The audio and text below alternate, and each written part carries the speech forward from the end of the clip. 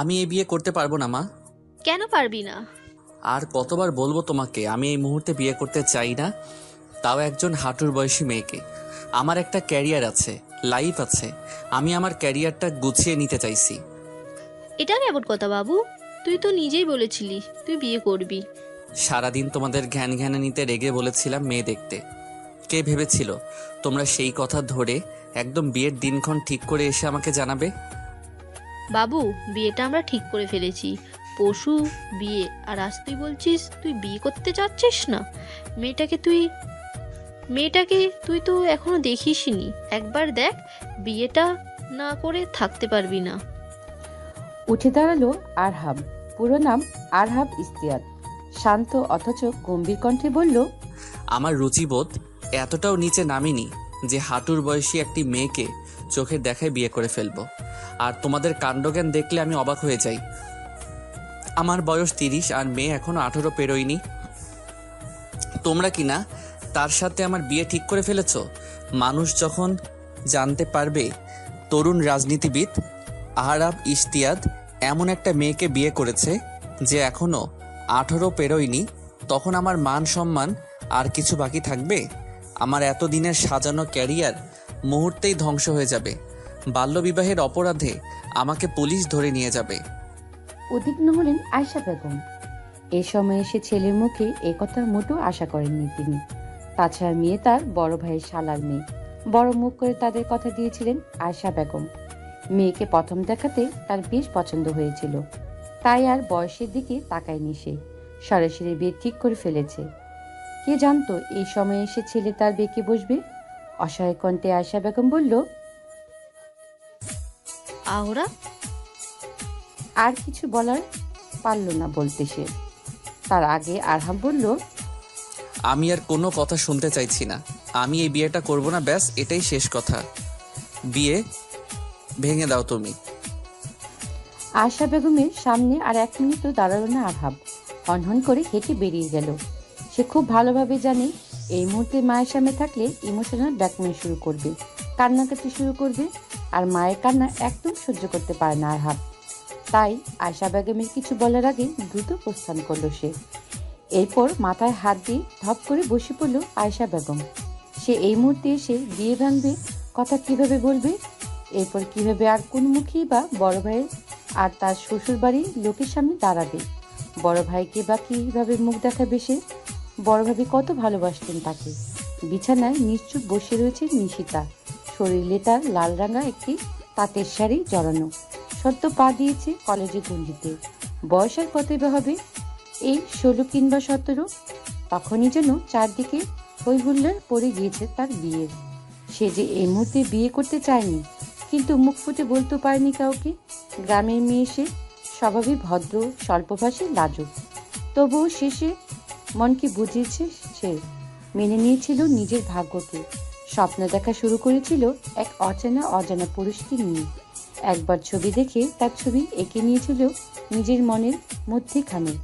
বিয়ের তোড়জোড়ে শুরু হয়ে গিয়েছিল। আত্মীয় স্বজন সবাইকে দাওয়াত দেওয়া হয়েছিল। কিন্তু হায়, কাল বিয়ে আর আজ ছেলেপক্ষে কোনো কারণ ছাড়াই বিয়ে ভেঙে দিয়েছে। নিশিতার বাবা আকরাম মিয়া মাথায় হাত দিয়ে বসে পড়েছে। সে নিজের ভুলের জন্য মনে মনে গুমড়ে মরছে। কিছু বাছবিছাই না করে বোনের জামাইয়ের কথা বিশ্বাস এবং ভরসা করে মেয়েকে বিয়ে ঠিক করে ফেলেছে সে। এখন কি হলো? ছোট্ট মেয়েটার জীবনটা নিজ হাতে অগোছালো করে দিল। গ্রামের মানুষ যেমন উঠে পড়ে লেগেছে নিশিতার ক্ষুদ্র ধরতে। পাড়ায় পাড়ায় রটিয়ে দিচ্ছে নিশিতার চরিত্রের দোষ রয়েছে, তাই ছেলেপক্ষে বিয়ে ভেঙে দিয়েছে। গ্রামের কিছু মানুষ স্বভাবই এমন, তিল হলে তারা তাল বানায়। বিছানা থেকে উঠে দাঁড়ালো নিশিতা। ধীর পায়ে হেঁটে ঘরের দ্বারে দিয়ে গেল। শাড়ির আঁচল ছড়িয়ে পড়েছে মেঝে জুড়ে। হাঁটু অবধি চুলগুলো খুলে ছড়িয়ে পড়ছে পিঠ জুড়ে। চোখ পড়া সযত্ন কাজল লেপটে ছড়িয়ে পড়েছে চোখের কোণে। সেদিকে খেয়ালেনি নিশিতার। নিঃশব্দে দ্বার বদ্ধ করলো সে। ধীর পায়ে দাঁড়ালো তার রুমের দক্ষিণ প্রান্তের জানালার কাছে। এই জানলা দিয়ে বাড়ির পিছনের পুকুর পাড়া দেখা যায় স্পষ্ট। সেখানে আজ নেই কেউ, সবাই আজ বাড়ির সামনের দিকে। নিশিতা আনমনে তাকিয়ে রইল সেদিকে। জানলার দিকে আসা মৃদু বাতাস উঠছে তার খোলা চুলগুলো। বেশ রক্ষণশীল পরিবারের মেয়ে নিশিতা। মাথা নিচু করে বিদ্যালয়ে গিয়েছে, আবার এসেছে। গ্রামে আকরাম মিয়ার বেশ নামডাক থাকায় চোখ তুলে তার দিকে তাকানোর সাহসও পায়নি কেউ। তার মনে এর আগে কখনো বসন্তের ছোঁয়া লাগেনি। এই প্রথম কোনো পুরুষকে নিয়ে মনে অনেক স্বপ্নে বুনেছিল সে, ভালোবাসার স্বপ্নে দেখেছিল। সেই পুরুষে কিনা আজ তাকে অসম্মানিত করে বিয়ে ভেঙে দিল, কাচের মতো ভেঙে গুঁড়িয়ে দিল তার ছোট্ট মনটাকে। দীর্ঘশ্বাস বেরিয়ে এলো নিশিতার। এই বুঝে তার ভাগ্য ছিল সন্ধ্যা নেমেছে চারদিকে। পাখিরা তাদের নীড়ে ফিরেছে উড়ে উড়ে। সূর্যটা তার দেখা মিলছে না আকাশে। আকাশটা ভীষণ কালো অন্ধকারে ছেয়ে দিয়েছে।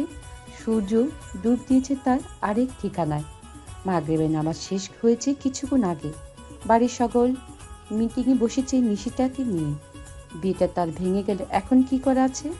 আশরাফ সাহেব নিশ্চুপভাবে বসে আছে। বড় মুখ করে নিজের শালার মেয়ের জন্য নিজের বোনের ছেলের প্রস্তাব রেখেছিলেন সে। মেয়েটাকে নিজের মেয়ের মতোই ভালোবাসতেন সে। ছেলে যে শেষমেশে এই কাণ্ড ঘটাবে বুঝতেই পারেনি সে। লজ্জা এখন মাথা কাটা যাচ্ছে তার। মেয়েটার জন্য মনটা পুড়ছে ভীষণ। আকরাম মিয়া বসে রয়েছেন গম্ভীরভাবে। সবার মধ্যে থেকে হঠাৎ নিশিতার বড় ফুপু মানে আশরাফ সাহেবের স্ত্রী লামিয়া বেগম বললেন, দেখো আকরাম, যা হবার হয়ে গেছে। এখানে মেয়ের কোনো তো দোষই নেই। আর আমার ননদের ছেলের জন্য প্রস্তাবটা আমিই রেখেছিলাম। এত বড় একটা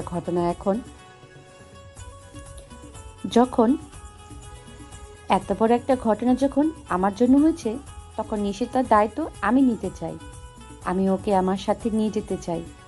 আমার দুই মেয়ে, কোনো ছেলে নেই, সেখানে ওর কোনো অসুবিধা হবে না।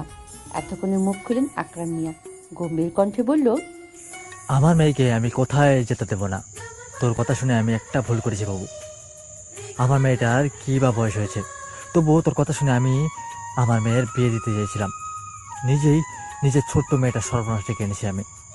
দীর্ঘশ্বাস ফেললেন লামিয়া বেগম। তারপর বলল, আমি জানি আমি ভুল করেছি। নিশিতাকে আমি সব সময় আমার মেয়ের মতোই দেখেছি। সব কিছু বাদ দে, মেয়েটার মন এখন ভালো না। সেই দুপুরে দ্বার দিয়েছে, এখনো খোলেনি। গ্রামের লোকজন নানান কথা বলছে। অন্তত মেয়েটার কথা ভেবে মেয়েটাকে আমার সাথে যেতে দে।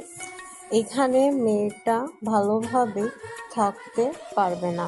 কথা দিচ্ছি, তোর মেয়ের কোনো অমর্যাদা হতে দেব না আমি। একবার যে ভুল আমার দ্বারা হয়েছে, সে ভুল আর হবে না। আকরাম মিয়া চুপ রইলেন। ভাবছে সে, লামিয়া বেগম কথাগুলো একদম ফেলে দেওয়ার মতো নয়। সত্যি তো বলেছে সে। গ্রামের মানুষ তো ভালো নয়, আরও পেয়েছে সুযোগ। তার মেয়েটাকে তারা তো বাঁচতেই দিবে না। বিয়ে ভাঙ্গা শহরে এলাকায় সহজে নেওয়া হলে গ্রামে তো তা নেওয়া হয় না। একটা মেয়ে যতই দোষ না থাকুক, সবাই মিলে ওই মেয়েটার দোষ দিবে, উষ্টাগত করে দেবে মেয়েটার জীবন। এই গ্রামে রাস্তা আর মাথা উঁচু করে হাঁটতে দিবে না তার মেয়েকে। চারদিক ভেবে চিন্তা আকরাম মিয়া শান্ত কণ্ঠে উত্তর দিল, আচ্ছা, আমি মেনে নিলাম তোর কথা বাবু। আশা করছি তুই তোর কথা রাখতে পারবি। বারংবার ডেকে যাচ্ছে বালি, কিন্তু নিশিতার কোনো সারা শব্দই নেই। আনমনে তাকিয়ে রয়েছে আকাশটার দিকে। আকাশে গোল থালার মতো পূর্ণিমা চাঁদ উঠেছে। এই পূর্ণিমা চাঁদে বিয়ের কথা ছিল তার, কিন্তু তার ছোট্ট জীবনটাকে তছনছ করে দিয়ে কোনো কারণ ছাড়াই ভেঙে গেল বিয়েটা। বালি আবার চেঁচিয়ে উঠল, নিশিতা বলে। নিশিতা যেন শুনতেই পেল না তার ডাক। ছোট্ট পাখিটা বুঝলো না নিশিতার মনের অবস্থা। সে শুধু এটুকুই বুঝেছে তার সখী তার সাথে কথা বলছে না। বালি হলো নিশিতার ছোট্ট টিয়া পাখিটার নাম। মাস ছয়েক আগে নিশিতা যখন সবে এসএসসি পরীক্ষা শেষ করে অবসর সময় পার করছিল, তখন একদিন আকরাম মিয়া গঞ্জের হাট থেকে নিশিতাকে এনে দিয়েছিলেন এই ছোট্ট পাখিটাকে। নিশিতা তখন বিছানার উপর পা দুলিয়ে রবীন্দ্রনাথ ঠাকুরের বিখ্যাত উপন্যাস চোখের বালি পড়ায় ব্যস্ত ছিল। ছোট্ট পাখিটাকে পেয়ে খুশিতে যেন বাকহারা হয়ে পড়েছিল সে। আর হাতে ছিল ছোট্ট বালি উপন্যাসটি, তাই পাখিটার নামও রেখেছিল বালি। তারপর যখন পাখিটার মুখে কথা ফুটল, প্রথম ভাঙা কণ্ঠে নিশিতা বলে ডাক দিয়েছিল, তখন যেন নিশিতার আকাশের চাঁদ হাতে পেল। খুশিতে সারা বাড়ি মাথায় তুলে নিয়েছিল। নিশিতা বারংবার ভদ্র, স্বল্পভাষী, চাপা স্বভাবে। সেখানে এই পাখিটা তার কথা বলার সাথেই হয়ে এলো। সারাদিন পর কথা ঝুলে নিয়ে বসতো এই পাখিটার কাছে। আজ তার এই পাখিটার সাথেও কথা বলতে ইচ্ছে হচ্ছে না। হারিয়ে গেছে সব অনুভূতি, বিচ্ছিন্নতা ছেয়ে গেছে মনটা। ভোরের আলো ফুটেছে, নারকেলের পাতা আড়াল থেকে সূর্যটা উঁকি দিয়েছে। গ্রামের পরিবেশ এই রোদটাও যেন মিষ্টি লাগছে। নিশিতার কালকে শাড়িটা ছেড়ে গোলাপি রঙের একটা থ্রি পিস জড়িয়ে শরীরে, লম্বা চুলগুলো বেরিয়ে নিয়ে আবদ্ধ করে মাথা ওড়না চাপিয়েছে। পুরো বাড়িতেই বিষাদের ছায়া ঘিরে রয়েছে। গতকাল মেয়ের বিয়ে ভাঙার মতো একটা ঘটনা ঘটলো, আর আজ মেয়ে বাড়ি থেকে চলে যাচ্ছে। লামিয়া বেগম নিশিতাকে নিয়ে আজই রওনা দেবে ঢাকার উদ্দেশ্যে। এখানে নিশিতা যদি থাকবে ততদিনে স্বভাব হতে পারবে না। এখানে নিশিতা যতদিন থাকবে ততদিন স্বাভাবিক হতে পারবে না। হয়তো মনের দিক থেকে ভেঙে পড়বে মেয়েটা। নিশিতার মা সিনথিয়া বেগম আঁচলে মুখ লুকিয়ে কাঁদছেন। এই 16-17 বছর মেয়েকে কখনো কাজ ছাড়া করেননি তিনি। সেই মেয়ে আজ তাকে ছেড়ে দূরে চলে যাচ্ছে। মেয়েটাকে ছেড়ে কিভাবে থাকবেন তিনি? আবার গতকাল থেকে মেয়েও পর্যবেক্ষণ করছে তিনি। সারা রাত দাঁড়িয়েছিলেন মেয়ের দ্বার প্রান্তে। একটু পরপর জানালা গলিয়ে উকি দিয়েছিলেন মেয়ের কক্ষে। আবার খারাপ কিছু ঘটিয়ে ফেলবে না তো তার মেয়েকে দেখেছেন বারবার। মেয়ে উত্তর দেয়নি একবারও। মেয়ে এরূপ অবস্থা পরাণ জ্বলছে তার। গ্রামে ভাবে মেয়েকে রেখে দেওয়াও ঠিক হবে না। তাহলে তিনি দিন দিন মেয়েটা আরো ভেঙে গুড়িয়ে যাবে। আকরাম মেয়ের চুক্তি করে বিদায় দিয়েছেন মেয়েকে। কলিজা ফেটে যাচ্ছে তার। 2 ছেলে মেয়ে তার। ছোট্ট ছেলেটা কেবল 10 বছর। এই মেয়েটাকে যে তার কলিজা ছিল, কেন সে এত বড় একটা ভুল করেছে? তার জন্য আজ মেয়েটার এই অবস্থা। ছোট ভাই মোজাম্মেল মিয়া বারবার বারণ করেছে এত ছোট বয়সে মেয়েকে বিয়ে না দিতে। শুনেনি আকরাম মিয়া। তার খেসারত দিচ্ছে হচ্ছে তাকে। নিশিতা যেন কাল থেকে মনোব্রত পালন করেছে। একটা টু শব্দ বের হয়নি তার মুখ থেকে। টিয়া পাখিটা খাঁচা নিয়ে ওঠানে এক কোনো চুপটি করে দাঁড়িয়ে আছে সে। তার জামা কাপড়ে ব্যাগ এনে গাড়িতে তুলেছে আকরাম মিয়া। হঠাৎ কোত্থেকে এসে নাদিরা, নাফিয়া আর নয়ন জড়িয়ে ধরল নিশিতাকে। নাদিরা, নাফিয়া নিশিতা ছোট্ট চাচা মোজাম্মেল মিয়ার মেয়ে। একসাথে থাকে তারা। নাদিরা কেবল 13 বছর কিশোরী, আর নাফিয়া বয়স 7 বছর। নয়ন নিশিতার আপন ছোট ভাই। নিশিতার মধ্যে কোনো হেলদোল নেই। সেজন্য পাথরের মূর্তির মতো দাঁড়িয়ে রয়েছে নিশ্চুপ। নয়ন অশ্রুসিক্ত চোখে বলল, বুবু, তুই আমাকে একা ফেলে চলে যাচ্ছিস? উত্তর দিল না নিশিতা। শুধু চোখ তুলে তাকালো ছোট্ট ভাইটার দিকে। নাফিয়া তার ফোলা ফোলা চোখ দুটি নিয়ে কান্না বিসর্জিত কণ্ঠ বলল, আমি আর দুষ্টামি করব না বুবু, তবু তুমি আমাদের ছেড়ে যেও না। নাদিরা কিছুই বলছে না, শুধু নিশিতাকে জড়িয়ে ফুপিয়ে ফুপিয়ে কেঁদে যাচ্ছে। ভাই বোনের এমন আবেগময় মুহূর্ত দেখে চুপ থাকতে পারলেন না নিশিতা। কাল থেকে প্রথম তার মুখে কথা ফুটল। 3 ভাই বোনে জড়িয়ে ভেজা কণ্ঠে বলল, একদম কাঁদবি না, তোরা কাঁদলে আমারও যে কষ্ট হয়। নয়ন কান্না বিজড়িত কণ্ঠে বলল, তবে আমাদের ছেড়ে চলে যাচ্ছিস কেন? তোর বোকা, কোথায় যাচ্ছি আমি? আমি তোদের ছাড়া কোথাও যাচ্ছি না, শুধুমাত্র কয়েকদিনের জন্য বেড়াতে যাচ্ছি, আবার চলে আসবো। নাদিয়া মুখ খুলল, বলল, মিথ্যে বলছিস তুই আমাদের ছেড়ে চলে যাচ্ছিস। একটু ঠোঁট প্রসারিত করে নিশিতা বলল, কে বললো তোদের এসব কথা? আমি তাড়াতাড়ি চলে আসবো। নয়ন কান্না থামিয়ে বলল, সত্যি তো? একদম সত্যি। ছোট্ট নাফিয়া হাত উঠিয়ে বলল, আসার সময় আমার জন্য এতগুলো চকলেট নিয়ে আসবা। নিশিতা হেসে বললে, আচ্ছা বাবা, নিয়ে আসবো। এর মধ্যে গাড়িতে ওঠার জন্য হাঁক ছাড়ল আশরাফ সাহেব। গাড়ি ছেড়ে দিচ্ছে নিশিতা সবার কাছ থেকে বিদায় নিয়ে টিয়া পাখিটার খাঁচাটা নিয়ে নিশ্চুপভাবে গাড়িতে উঠে বসলো। মুহূর্তে ছেড়ে দিল গাড়িটি। সায় সায় করে ছুটে চলল অজানা উদ্দেশ্য। নিশিতা বিষণ্ণ চোখে নিজের জন্মস্থান দিকে তাকিয়ে রইল। মনের মধ্যে তার অভিমানের পাহাড় জমেছে। সে না হয় মুখ ফুটে কিছু বলতে পারল না, তাই বলে মা বাবা ও তার মনের কথা বুঝলো না? এভাবে পাঠিয়ে দিবে অজানা উদ্দেশ্যে? বিয়ে ঠিক করলো, ভেঙেও গেল, একটু শব্দ করলো না নিশিতা। এখন তার বাবা মা তাকে দূরে ঠেলে দিল। তারা কি বুঝতে পারেনি তাদের ছেড়ে থাকবে নিশিতা কষ্ট হবে? আচ্ছা, তার বাবা মা কষ্ট হবে না তাকে ছেড়ে থাকতে? হয়তো হবে না, না হলে কি এত সহজে বিদায় করতে পারতো তাকে? প্রথমে বিদায় করতে চেয়েছে বিয়ে দিয়ে, তা পায়নি, এখন বিদায় করলো তার ভালো দোহাই দিয়ে। চোখ দুটো ভিজে এলো নিশিতার। লামিয়া বেগম হয়তো বুঝলেন নিশিতার মনের অবস্থা, হাত বাড়িয়ে আগলে নিল তাকে। নিশিতাও কিছু বলল না, আস্তে ধীরে মাথা রাখলো লামিয়ার বেগের কাঁধে। আস্তে ধীরে মাথা রাখলো লামিয়া বেগমের কাঁধে। ভাবতে লাগলো এই কদিন কিভাবে পরিবর্তন হয়ে গেল তার জীবন। এদিকে গলায় থাকা গামছাটার দিকে চোখ মুছলুম আকরাম মিয়া। মেয়েকে বিদায় দিয়ে চোখ দুটো ভিজে উঠল তার। সিনথিয়া বেগম এগিয়ে এলেন, স্বামীর কাঁধে সান্ত্বনার হাত রাখতে এসে আবার চোখ দুটো ভিজে উঠল আকরাম মিয়ার। ভেজা কণ্ঠে বলল, আমি নিজের হাতে নিজের মেয়ের সর্বনাশ ডেকে আনলাম সিনথিয়া। ভাইয়ের জন্য কাঁধে হাত রাখলো মোজাম্মেল মিয়া। শান্ত কণ্ঠ বলল, আল্লাহ যা করেন ভালোর জন্যই করেন দাদা ভাই। নিশ্চয়ই আমাদের নিশিতার জন্য ভালো কিছু অপেক্ষা করছে। আপনি শান্ত হন দাদা ভাই। দরজার আলের মুখ লিগে কাঁদছেন নিশিতার ছোট চাচি মিনারা। মোজাম্মেল মিয়ার স্ত্রী তিনি। নিশিতার এভাবে বাড়ি ছেড়ে যাওয়া কিছুতেই মেনে নিতে পারছেন না তিনি। নিশিতাকে সবসময় নিজের মেয়ের চোখে দেখেছেন তিনি। এই বাড়িতে প্রবেশের পর নিশিতাকে মাত্র 1 বছরই পেয়েছিলেন তিনি। তখন থেকে কোলে পিঠে করে মানুষ করেছেন নিশিতাকে। আর চোখের সামনে মেয়েটার সাথে কি থেকে কি হয়ে গেল, সবই ভাগ্য। ওই যে উপরে একজন আছেন, তিনি লিখে রেখেছেন সবকিছু। চাইলে কিছু পরিবর্তন করতে পারবো না আমরা। টানা 60 ঘন্টা জার্নি করে ঢাকা পৌঁছল নিশিতা। ক্লান্তিতে শরীরে ভেঙে আসছে তার। বাড়িতে ঢোকার সাথে সাথে 2 বোন রিনা এবং রিনা দৌড়ে এসে জড়িয়ে ধরল নিশিতাকে। রিনা নিশিতার থেকে বছর 2 বড় হলেও একদম সমবয়সীর মতোই আচরণ করে, আর রিনা নিশিতার থেকে বছর খানিকে ছোট হলেও সেও সমবয়সের মতোই। নিশিতাকে কাছে পেয়ে 2 বোনই ভীষণ খুশি। নিশিতার বিয়ের কথা জানলেও রিনার পরীক্ষার কারণে গ্রামে যাওয়া হয়নি তার। আর এক বাসায় রিনা কিভাবে থাকবে, তাই লিনারও যাওয়া হয়নি গ্রামে। নিশিতার মুখে কোনো কথা নেই, যদিও সে বরাবরই চুপচাপ, প্রয়োজনে অতিরিক্ত একটা কথাও বলে না সে। আর লিনা কখনোই এই মেয়ের এমন বড়দের মতো গম্ভীর স্বভাব মেনে নিতে পারে না কিছুতেই। দেখা হলে কথা বলতে বলতে কান ঝালাপালা করে দেয় সে।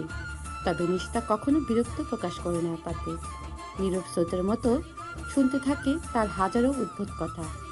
নিশিতা একজন ভালো বক্তা না হলেও একজন ভালো শ্রোতা বটে। এদিক থেকে আবার এই মেয়েটা বেশ পছন্দ লিনার। নিশিতা আসার সাথে সাথে 2 বোন গল্প জুড়ে দিয়েছে তার সাথে। লামিয়া বেগম তেতে উঠলেন, লিনা এবং রিনাকে ঝাড়ি দিয়ে বললেন, সমস্যা কি তাদের? গল্প কি পরে করা যাবে না? মেয়েটা এতটা পথ জার্নি করে এসেছে, যা ওর রুম দেখিয়ে দে। দাঁত দিয়ে জিভটা কেটে লিনা বলল, ইস, একদম ভুলে গেছি। চল তোকে তোর রুম দেখিয়ে আসি। তোর রুম ধুয়ে মুছে একদম ঝকঝকে করে রেখেছি। নিশিতা গুটি গুটি পায়ে হাঁটা ধরল রুমের দিকে। হাঁটতে হাঁটতে চোখ ঘুরিয়ে দেখছে বাড়িটা বেশ বড় বাড়ি, তবে তাদের গ্রামের বাড়িটার মতো নয়। এই বাড়ির দেয়ালে দেয়ালে যেন শহরের আধুনিকতার ছোঁয়া। রুমে প্রবেশ করলো নিশিতা। রিনা তাকে রুম দিয়ে তার বিশ্রামের জন্য চলে গেল। নিশিতা ঘুরে ঘুরে রুমটা দেখলো। রুমে এক কোণে ঝুলে দিল পাখির খাঁচাটা। মিষ্টি কণ্ঠে বলল, আজ থেকে এই তোর বাসস্থান বালি। পাখিটা কি বুঝলো কে জানে, তবে বুঝদার মতো মাথা নাড়ল সে। নিশিতা এগিয়ে গেল জানালার দিকে। নরম কোমল হাত সরিয়ে দিল জানালার ঝুলন্ত পর্দাটা। সাথে সাথে জানালার গলিয়ে ঝলমলে রোদ এসে হানা দিল রুমের ভিতরে। ড্রেসিং টেবিলের সামনে দাঁড়িয়ে সময় নিয়ে লম্বা চুলগুলো খুলে দিল ধীরে সুস্থে। গাড়ির বাতাসে ঝাপটায় চুলগুলো কেমন জট পেকে গেছে। চুল খুলতে খুলতে ড্রেসিং টেবিলের সামনে আয়নার নিজের চেহারা দেখে থমকে গেল সে। আচ্ছা, সে কি দেখতে খারাপ? খুঁটিয়ে খুঁটিয়ে দেখলো নিজেকে। না, একদম খারাপ তো না। তবে কেন বিয়ে ভেঙে দিল ছেলেপক্ষ? তার দাদি যখন বেঁচে ছিল তখন সে প্রায় তার ফোকলা দাঁতে পান চিবোতে চিবোতে বলতো, বুঝলি রে নিশি, আমি যদি পোলা হইতাম তাহলে এই বুড়া বয়সেও চুল প্রেমে পড়িয়া যাইতাম। কথাটা শুনে খিলখিল করে হেসে উঠল নিশিতা। নিশিতার দাদি সবসময় বলতো নিশিতা নাকি সুন্দরী। শুধু সুন্দরী নেই, একেবারে আগুন সুন্দরী। টানা টানা চোখ, পদ্ম ফুলের পাপড়ির মতো গোলাপি রাঙা, তীর তীরে ঠোঁটে যুগল, সরু নাক, মুখটা একেবারে লম্বাটাও না আবার একেবারে গোলও নয়, একদম মানানসই। আর গায়ের রং সে বরাবরই সকলে হিংসের কারণ। স্কুলের মেয়েরা প্রায় তাকে জিজ্ঞেস করতো, তুই তুই কি মুখে এত ফর্সারে নিশিতা? উচ্চতা বেশ ঠিকঠাক, 5 ফুট 3 ইঞ্চি। একজন বাঙালি মেয়ের এর চেয়ে আর লম্বা হওয়া প্রয়োজন আছে কি? দীর্ঘশ্বাস ফেলল নিশিতা। আচ্ছা, লাভ হলো কি এত আগুন সুন্দরী হয়ে? এত সুন্দরীর পরে তো বিয়ে ভাঙলো, কালিমা লেপে হলো তার চরিত্রে। কোনো অন্যায় না করে মানুষ তার চরিত্রে নিয়ে প্রশ্ন তুলল। যার ছবি মনে আঁকলো সে তো তাকে পছন্দই করলো না, একবারও ফিরে তাকালো না তার দিকে। ভেঙে গুঁড়িয়ে দিল তার ছোট্ট মনটা। সত্যি কি কোনো লাভ আছে এত সুন্দরী হয়ে? না, কোনো লাভ নেই, কোনোই লাভ নেই। তার ছেলে হাসি হাসল নিশিতা। সময় পরিবর্তনশীল, দিন যায় মাস যায়, সময়ের সাথে সাথে পরিবর্তন ঘটে মানুষের সম্পর্ক, অনুভূতি। স্মৃতির খাতায় চাপা পড়ে যায় অতীত। সময়ের সাথে সাথে পরিবর্তন ঘটেছে নিশিতারও। শহরে আলো বাতাস, তার সৌন্দর্য বেড়েছে আরও। ইন্টার প্রথম বর্ষ থেকে পা দিয়েছে 2য় বর্ষে। পড়াশোনার বেশ মনোযোগী সে। অতীতকে চাপা দিয়ে আপন গতিতে এগিয়ে যাচ্ছে সামনের দিকে। কিন্তু চাইলেই কি সব অতীত চাপা দেওয়া যায়? এত সহজে ভুলে যাওয়া যায় অতীত? স্মৃতির পাতায় কোথাও একটা থেকে যায় অতীতের কালো ছায়া। মাঠের মধ্যে উত্তপ্ত রোদে একটা প্লাস্টিকের চেয়ারে বসে আছে নিশিতা। কোলের উপর রাখা কলেজ ব্যাগটা, মাথার উপর কাপড় দিয়ে ছাউনি করা। তবে সামান্য কাপড়কে আটকাতে পারে শক্তিশালী সূর্যের তেজস্বী রশ্মি? গরমের রোদ্রে নিশিতার মুখটা লাল বর্ণ ধারণ করেছে। বিরক্ত ভুরু কুচকে বারবার এদিক সেদিক তাকাচ্ছে সে। তার পাশে বসে আছে নিশিতার বান্ধবী মীরা। আজ কলেজে এসেই শুনেছে আজ নাকি কিসের সমাবেশ রয়েছে কলেজে। এসব সভা সমাবেশ কোনো কালেই পছন্দ ছিল না নিশিতার। অতিরিক্ত মানুষ, কোলাহল, সমাবেশ কোনটা তার পছন্দের তালিকা নেই। সমাবেশের কথা শোনার পরে তৎক্ষণিক সে বাড়ি যাওয়ার জন্য উদ্যত হয়েছিল, কিন্তু থেকে যেতে হলো ওই নীলা জোড়াজোড়িতে। কোনো তরুণ রাজনীতিবিদ নাকি আসবে আজ। তাকে একবার সামনে থেকে দেখার সুযোগ নাকি হাতছাড়া করতে পারবে না নীলা। নাম করা রাজনীতিবিদ সে। তবে নিশিতা আগ্রহ করে তার নামই জানতে চায়নি। এসব বিষয়ে বরাবর তার আগ্রহ কম, কিন্তু যার জন্য এত অপেক্ষা সে কোথায়, তার তো দেখাই পাওয়া যাচ্ছে না। মাঠের কানায় কানায় পূর্ণ হয়ে উঠেছে। তবে অদ্ভুত ব্যাপার হলো আজকের সমাবেশ ছেলেদের তুলনায় মেয়েদের সংখ্যা বেশি। সচরাচর এই ধরনের সমাবেশে ছেলেদের সংখ্যায় বেশি থাকার কথা। নিশিতা একবার চোখ বুলালো চারদিকে, অতঃপর কোলের উপর রাখা কলেজের ব্যাগটা খুলে মানিক বন্দ্যোপাধ্যায়ের পদ্ম নদীর মাঝে উপন্যাসটি বের করলো। পরশুদিন লাইব্রেরি থেকে বইটা এনেছিল সে, তবে পড়া হয়নি এখনো। বইয়ের পাতায় উল্টিয়ে প্রথম পাতা চোখ বুলালো নিশিতা। পড়া শুরু করলো প্রথম লাইনটি, বর্ষার মাঝামাঝি। আর পড়তে ভালো লাগলো না নিশিতার। মাইকে অনাকাঙ্ক্ষিত কারো নাম শুনে চোখ তুলে তাকালো সে। আকস্মিক ভাবে চমকে গেল সে। একে চোখের সামনে দেখে উঠল বিষাদময় অতীত। শান্ত চোখে কিছুক্ষণ তাকিয়ে এলো স্টেজে দাঁড়ানো সুপুরুষটির দিকে। এই তো সে সুপুরুষ যাকে মনের কোণে ঠাঁই দিয়েছিল সে। এই সুদর্শন ব্যক্তি একবার ছবি দেখেছিল সে, সরাসরি দেখা হয়নি কখনো। সাদা পাঞ্জাবি পরিহিত পুরুষটির হাত নাড়ি নেড়ে স্টেজে বক্তৃতা দিচ্ছে। তীব্র গরমে একটু পরপর চোখ মুখ কুচকে নিচ্ছে সে। শ্যামবর্ণা কপাল বেয়ে জেগে উঠেছে বিন্দু বিন্দু ঘাম। সাদা পাঞ্জাবিটা আটসাত বেঁধে রয়েছে তার বলিষ্ঠ দেহে। ঝিম করা পেশিবহুল দেহ তার। নিশিতা তার তাকাতে থাকতে পারল না সে সুপুরুষটির দিকে। হাতে থাকা উপন্যাসটি বই দিয়ে আবার স্থান নিল ব্যাগের ভিতর। ব্যাগটি কাঁধে নিয়ে দাঁড়ালো সে। এবার আর মিলার জন্য অপেক্ষা করলো না নিশিতা। দ্রুত পায়ে সমাবেশের স্থান ত্যাগ করলো সে। না দেখে না চিনে সেই পুরুষটির ছবি এঁকেছিল নিজের মনে। আজ যেন তাকে দেখে হৃদয় তীব্র দহনের সৃষ্টি হচ্ছে। এতদিন পর আবারও সে পুরনো ক্ষতগুলো তাজা হতে শুরু করলো। মনের ভিতরে গড়া অভিমান পাহাড় যেন বেরিয়ে আসতে চাইছে বাইরে। সে ওই ব্যক্তির সামনে বসে থাকতে পারবে না, আর এক মুহূর্তে থাকতে পারবে না। সে শক্তি তার নেই। সমাবেশে এত সংখ্যক মানুষের মধ্যে কেউ একজন যে তার অভিমান পাহাড় নিয়ে উঠে গেল, আজও তো জানা হলো না আহারাবের। অতীতের বর্তমানে সবকিছুতে রইল তার জানার বাইরে।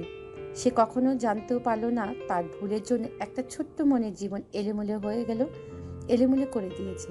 তার চোখের আড়ালে যে তার ভুলের কারণে একটা মেয়ে রাত দিন চোখের পানি ফেলেছে, তার জন্য নিজের চিত্রে অভিমানে পাহাড় জমিয়েছে। তা জানা হলো না কিছুই, সে বুঝলেও না কিছুই। চারিদিকে আধার ঘনিয়ে এসেছে। সমাবেশ শেষ হতে হতে সন্ধ্যা নেমেছে। পুরো শহর আলোকিত হয়ে উঠেছে সোডিয়ামের কৃত্রিম আলোয়। নিজের দলবল নিয়ে মসজিদ থেকে নামাজ শেষে মাত্র বেরিয়েছিল আহারাব তাদের সাথে কথা বলতে বলতে গাড়িতে দিকে গেছিল সে। হঠাৎ প্রবল ঝঙ্কার তুলে বেজে উঠল তার মুঠোফোনটি। আহারাব ডান পকেট হাতে বের করলো মুঠোফোন। ফোনের স্ক্রিনে ভেসে উঠল মা নামটি। আহারাব ইশারায় আশেপাশে সবাইকে চুপ করতে বলল। মুহূর্তে চুপ হয়ে গেল সবাই। আস্তে ধীরে রিসিভ করলো কলটি। কানের কাছে নিয়ে আস্তে ধীরে বলল, আসসালামু আলাইকুম মা। ওয়ালাইকুম আসসালাম। মামার বাসায় গিয়েছিস? না, এখনো যাইনি। একটু আগে সমাবেশ শেষ করে নামাজ সেরে বেরিয়েছে কেবল। আচ্ছা, মামার সাথে দেখা করে আসিস। না গেলে হয় না মা? উত্তরাতে গিয়েছিস আর তাদের সাথে দেখা করে আসিসনিস। বড় ভাই জানতে পারলে খুব কষ্ট পাবেন। তাদের সাথে দেখা করেই বাড়ি ফিরবি। আচ্ছা, রাখছি মা। ঘন কালো অন্ধকারে ছেয়ে গেছে চারদিক। আকাশে মেঘ জমেছে, গুরু গুরু ডাকছে। বৃষ্টি হবে বুঝি। আকাশটা বুঝি আজ বিষণ্ণতা ছেয়ে গেছে। নিশিতা কলেজ থেকে এসে সেই যে দাঁড় দিয়েছে আর খুলেনি। দুপুরে খাবারটাও খায়নি।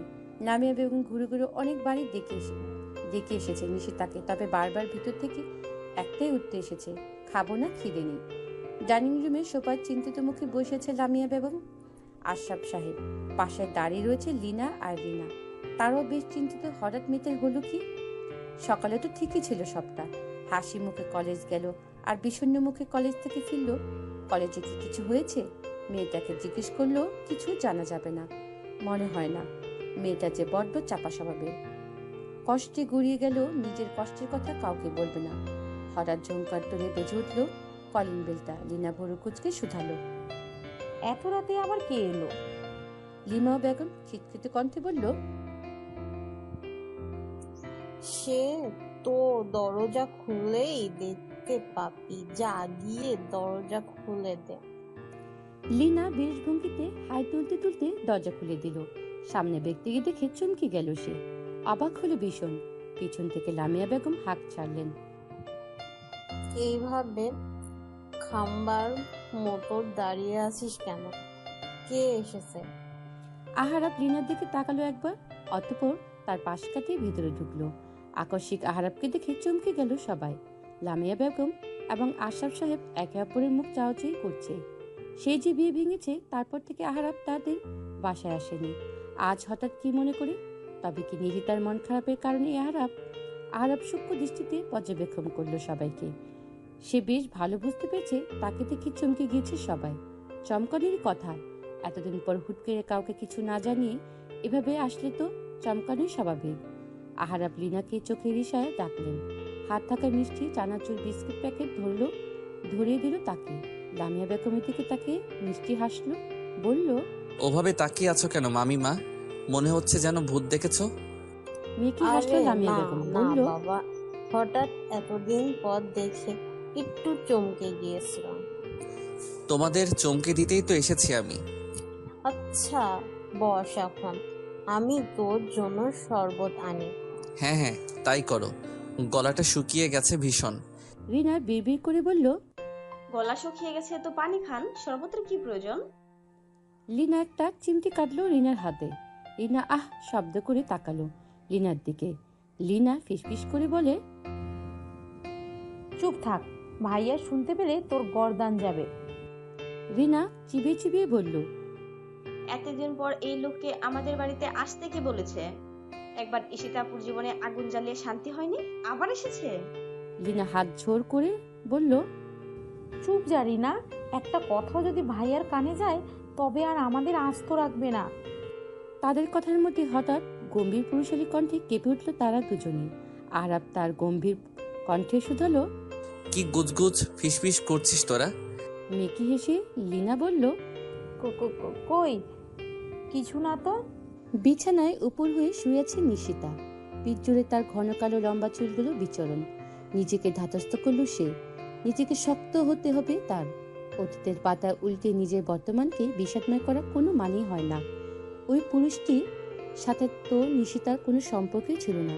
গড়ে ওঠেনি কোনো প্রণয়ের সম্পর্ক গড়ে ওঠার আগেই ভেঙে গেছে সব। শুধু একতরফা নিশিতার মনের কোণে ছবি এঁকেছিল সে, যার জন্য এত কিছু। তার মনে তো কোনো কালেই এতটুকু জায়গা করে নিতে পারেনি সে। তবে তাকে নিয়ে কেন এত ভাবতে নিশিতা? কেন জীবনকে করবে বিষাদময়? না, আর তাকে নিয়ে ভাবতে পারবে না নিশিতা। স্মৃতির সে বিষাদময় অধ্যায়ে বিচরণ বন্ধ করবে সে। উঠে দাঁড়ালো নিশিতা, চুলগুলো হাত খোপা করে নিল, সাদা ওড়নাটা মাথায় চাপে নিচে নেমে এলো। খোদায় পেট চুচু করছে।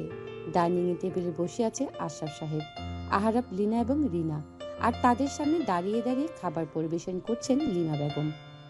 সে কতক্ষণ স্বামীর মুখ পানে তাকাচ্ছে, কতক্ষণ মেয়েদের মুখ পানে। এই মুহূর্তে এখানে কি নিশিতাকে ডাকা উচিত? আর না ডেকেও তো পারা যাচ্ছে না। মেয়েটা দুপুর থেকে কিছুই খায়নি। আশরাফ সাহেবে বসে আছে নিশ্চুপ, ভাতের লোকমা তার গলা দিয়ে নামছে না কিছুতেই। লিনা আর রিনা খোঁচাখুচি করছে একে অপরকে। আহারাপা খাবার টেবিলে পর্যবেক্ষণ করছে সকলকে। এবার তার মনে হতে শুরু করেছে সে বোধহয় এখানে এসে সকলের সমস্যা ফেলে দিল। মনের মধ্যে উঠা প্রশ্ন সে করেই ফেলল। শান্ত কণ্ঠে বলল, আমি কি এখানে এসে তোমাদের সমস্যায় ফেলে দিলাম মামিমা? জোরপূর্বক হাসলো লামিয়া বেগম, বলল, না না তেমন। আর কিছু বলতে পারল না লামিয়া বেগম। সিঁড়ির দিকে চোখ গেল তার। সে সিঁড়িতে দাঁড়িয়ে আছে নিশিতা। মনের মধ্যে তার কি চলছে বোঝা ধায়। মামির দৃষ্টি অনুসরণ করে সেদিকে তাকালো আরহাব। এক মুহূর্তের জন্য যেন থমকে গেল সে। ইস, হাট বুঝি মিস হয়ে গেল একটা। কোনো এক শুভ্রপরী দাঁড়িয়ে আছে তার দ্বার গোড়ায়। একটু পরপর বিদ্যুৎ চমকানো আলোতেই পরিষ্কার হয়ে উঠছে তার মুখোশি। তিতির করে কাঁপছে সেই শুভ্রপরীর ঠোঁট জোড়া। মৃদু বাতাসে দুলে উঠছে কপালে আছে পড়া দুগাছি চুল। আহারাব পলক দৃষ্টিতে তাকিয়ে আছে নিশিতার মুখের পানে। নিশিতা ধীর পায়ে এগিয়ে এলো খাবার টেবিলের সামনে। আস্তে ধীরে বসলো আহারাবের ঠিক বিপরীত পাশে। আর তাকিয়ে থাকতে পারল না আহারাব। চোখ নামিয়ে খাবার টেবিলে দৃষ্টি নিবদ্ধ করলো সে। লামিয়া বেগম খাবার দিল নিশিতাকে। নিশ্চুপভাবে খাবার শেষ করে আবার উঠে গেল সে। একবারের জন্য তাকালো না অপর পাশে বসা সুদর্শন পুরুষটির দিকে। আহারাবের মনে মনে রাগ হলো ভীষণ। এত কিসের অহংকার এই মেয়ে, যে একবার ফিরেও তাকালো না তার দিকে, যেখানে হাজার হাজার মেয়েরা তাকে একটা পলক দেখার জন্য অস্থির হয়ে থাকে। আহারাব খুব করে চাইছিল এই মেয়েটা তার দিকে একবার অন্তত তাকাক, তার মুগ্ধ নয়ন জোড়ায় একবার নির্দিষ্ট দৃষ্টি নিবদ্ধ করুক, কিন্তু সে করল না। আশাহত হলো আহারাব। আচ্ছা, সে কেন চাইলো এই মেয়েটা তার দিকে তাকাক একবার? আগে তো কখনো এমন হয়নি। আগে তো কোনো মেয়েকে দেখে এমন অনুভূতি জাগেনি তার মনে। সবসময় ক্যারিয়ার আর রাজনীতি পিছনে ছুটেছে সে। তবে আজ কেন এমন হলো? এই মেয়েটাই বা কে? আগে তো একে কখনো দেখেনি। নিজেকে সংযোগ করতে পারল না আহারাব। মুখ ফুটে প্রশ্ন করেই ফেলল, মেয়েটি কে মামি? আমার ভাইয়ের মেয়ে। ও। খাওয়ার দিকে মনোবেশন করলো আহারাব। সে চিনতেই পারল না নিশিতাকে। চিনবে বা কি করে? সে তো কখনো দেখেনি তাকে। হয়তো এতদিন সে এটাও ভুলে গেছিল যে কখনোই সে বিয়ে ভেঙেছে একটি মেয়ের সাজানো গোছানো স্বপ্ন। বাইরে ঝুম বৃষ্টি হচ্ছে। বৃষ্টির কারণে আজ আর আহারাবের বাড়ি ফেরা হয়নি। থেকে গিয়েছে আশরাফ সাহেবের বাড়িতে। নিশিতার রুমে একটা রুম পরে থাকতে দেওয়া হয়েছে তাকে। রাত বেড়েছে বেশ, মধ্যরাত হয়তো। পানি পিপাসা গলা শুকিয়ে কাঠ আহারাবের। বিছানার পাশের জগটা পানি ছিটি ফুটেও খুঁজে পেল না সে। কি আর করার, নিচে যেতে হবে পানির জন্য। উঠে দাঁড়ালো আহারাব। হাতের জগটা নিয়ে হাঁটা ধরল নিচের দিকে। নিজের রুমের পরে এক রুমে পেরিয়ে থমকে গেল সে। ভিতর থেকে লাগাতার একটা আওয়াজ আসছে। কি কথা বলছে রুমের ভিতরে? তাও বারবার একই কথা। কৌতূহলবশত দরজার কান পাতল আহারাব। বৃষ্টির শব্দে স্পষ্ট শোনা যাচ্ছে না কিছুই। আলতোভাবে দরজা ধাক্কা দিল সে। অমনি খুলে গেল দরজাটা। কে থাকে এই রুমে? কৌতূহল হলো ভীষণ। কোনো দিকে না থেকে ভিতরে ঢুকে পড়ল সে। অন্ধকারের রুম ডিম লাইটের মৃদু আলো যেন একটু আলোকিত করতে পারছে রুমটা। ডিম লাইটের আবছা আলো হেঁটে চলছে আহারাব। চোখ ঘুরিয়ে তাকালো রুমের চারদিকে। কই, রুমে তো কেউ নেই। তাহলে কথা বলল কে? চারদিকে চোখ বোলাতে বলতে এক কোণে চোখে পড়ল একটি টিয়া পাখির খাঁচা। আহারাব এগিয়ে গেল খাঁচাটার দিকে। তবে কি এই টিয়া পাখি কথা বলছিল নাকি? টিয়া পাখিটা কি সত্যি কথা বলতে পারে? কৌতূহলবশত আহারাব প্রশ্ন করল, এই টিয়া, তুই কি কথা বলতে পারিস? কিচকিচ করে উঠল টিয়া পাখিটি। কিচকিচে কণ্ঠে বলল, নিশিতা, আমি টিয়া নই, আমি বালি। আমি অবাক হলো আহারাব। টিয়া পাখিটি সত্যি কথা বলতে পারে? আর কি বললো সে? সে টিয়া নয়, বালি। হেসে ফেললো আহারাব, বলল, কোন নদীর বালি? পদ্মা নাকি মেঘনার? টিয়াটি হয়তো বুঝলো না আহারাবের কথার মানে। সে সামান্য এক টিয়া, আর ছোট্ট মাথায় কি এত বুদ্ধি আছে যে কারো সকল প্রশ্নের উত্তর দিবে? সে শুধু পারবে তার মালিকের শিখানো বুড়িগুলো আওড়াতে। ওই কথাটুকুই তাকে নিশিতায় শিখিয়েছিল। হাসি থামলো না আহারাব, বলল, বলতো টিয়া, তোর নাম এই বালি রেখেছে কে? টিয়া কাছ থেকে জবাব এলো না কোনো। তবে এক নারীর কাটকাট কণ্ঠে স্বরে চমকে উঠল আহারাব। এত রাতে একজন অবিবাহিত মেয়ের কক্ষে এক পুরুষের আগমন অবশ্যই কোনো সভ্য চরিত্রের পুরুষের কার্য নয়। তিনি দৃষ্টি পিছনে ফিরে তাকাতে আহারাব চোখের সামনে ভেসে উঠল সেই শুভ্র পরী। মাত্র মুখে ছিটানো পানি ফোঁটাগুলো হালকা ডিমলাইটে আলোতে মুক্ত দানার মতো চিকচিক করছে। লম্বা খোলা চুলগুলো ছড়িয়ে রয়েছে পিঠ জুড়ে। বৃষ্টির দাপটটা কমেছে আগের থেকে।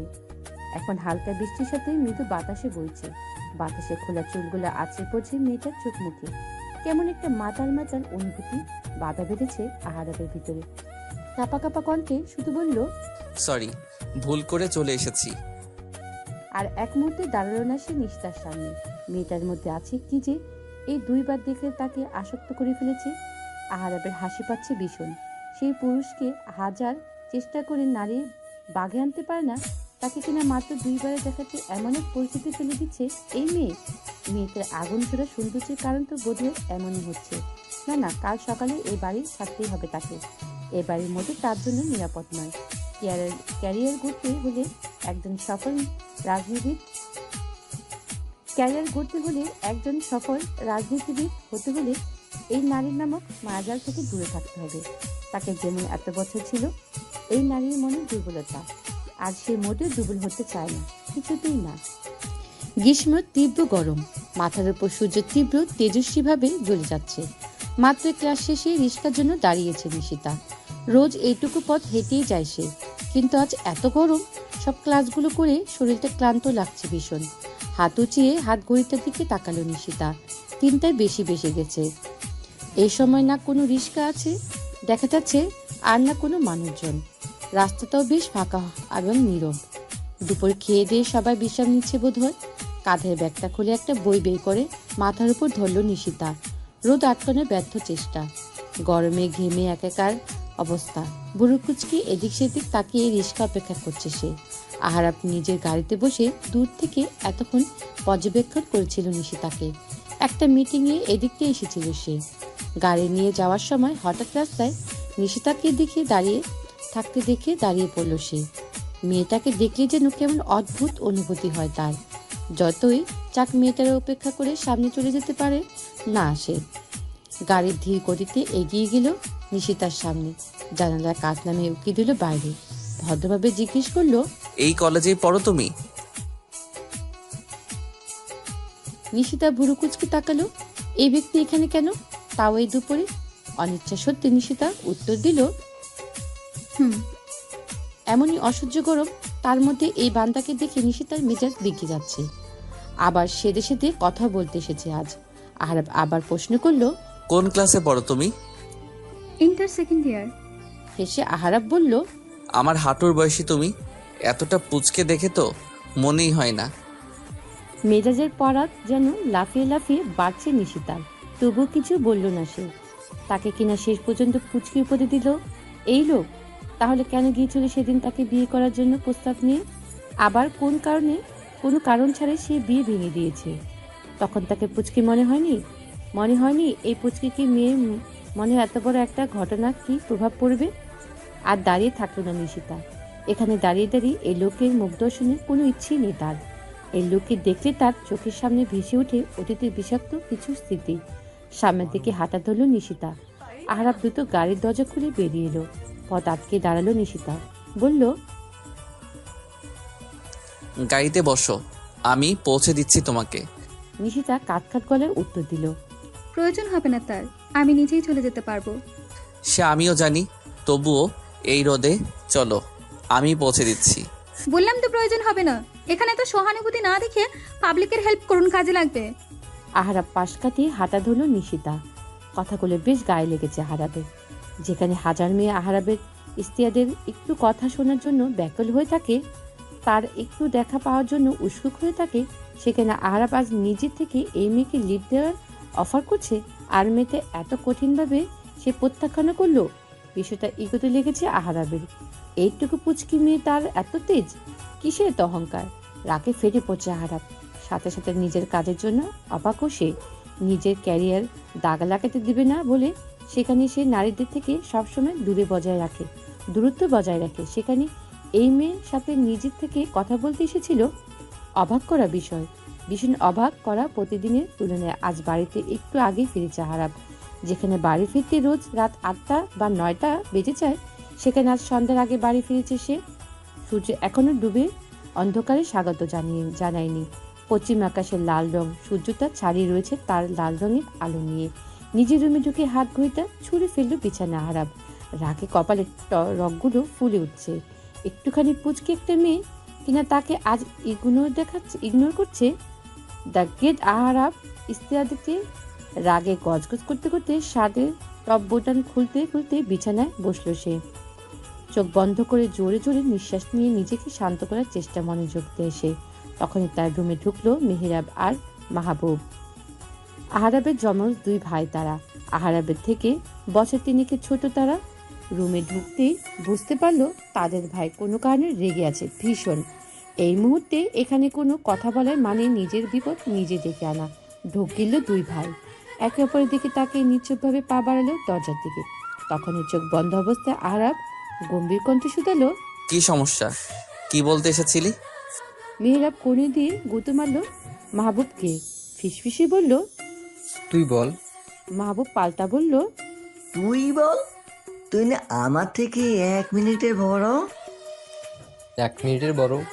ওটা কোনো বড় হলো? তুই বল না, তুই বল। 2 ভাইয়ের তর্ক বিতর্কের মাঝে ধমকে উঠল আহারাব। বলল, গুজর গুজর না করে যা বলার জন্য এসেছিস সেটা বল। মেহেরাব মাহবুবের বয়স 27 ছাড়ালো, এখনো ভাই তারা ভয় পায় ভীষণ। ভাইয়ের রাগ যে কতটা ভয়ঙ্কর তার সাথে বেশ পরিচিত তারা। মেহেরাব আমতামতা করে বলল, না মানে আমরা আশরাফ মামার বাড়িতে যাচ্ছি, অনেক দিন যাওয়া হয় না, তাই আর কি। আমরা বলতে কে কে? মা, আমি আর মাহবুব। আরহাব উঠে দাঁড়ালো।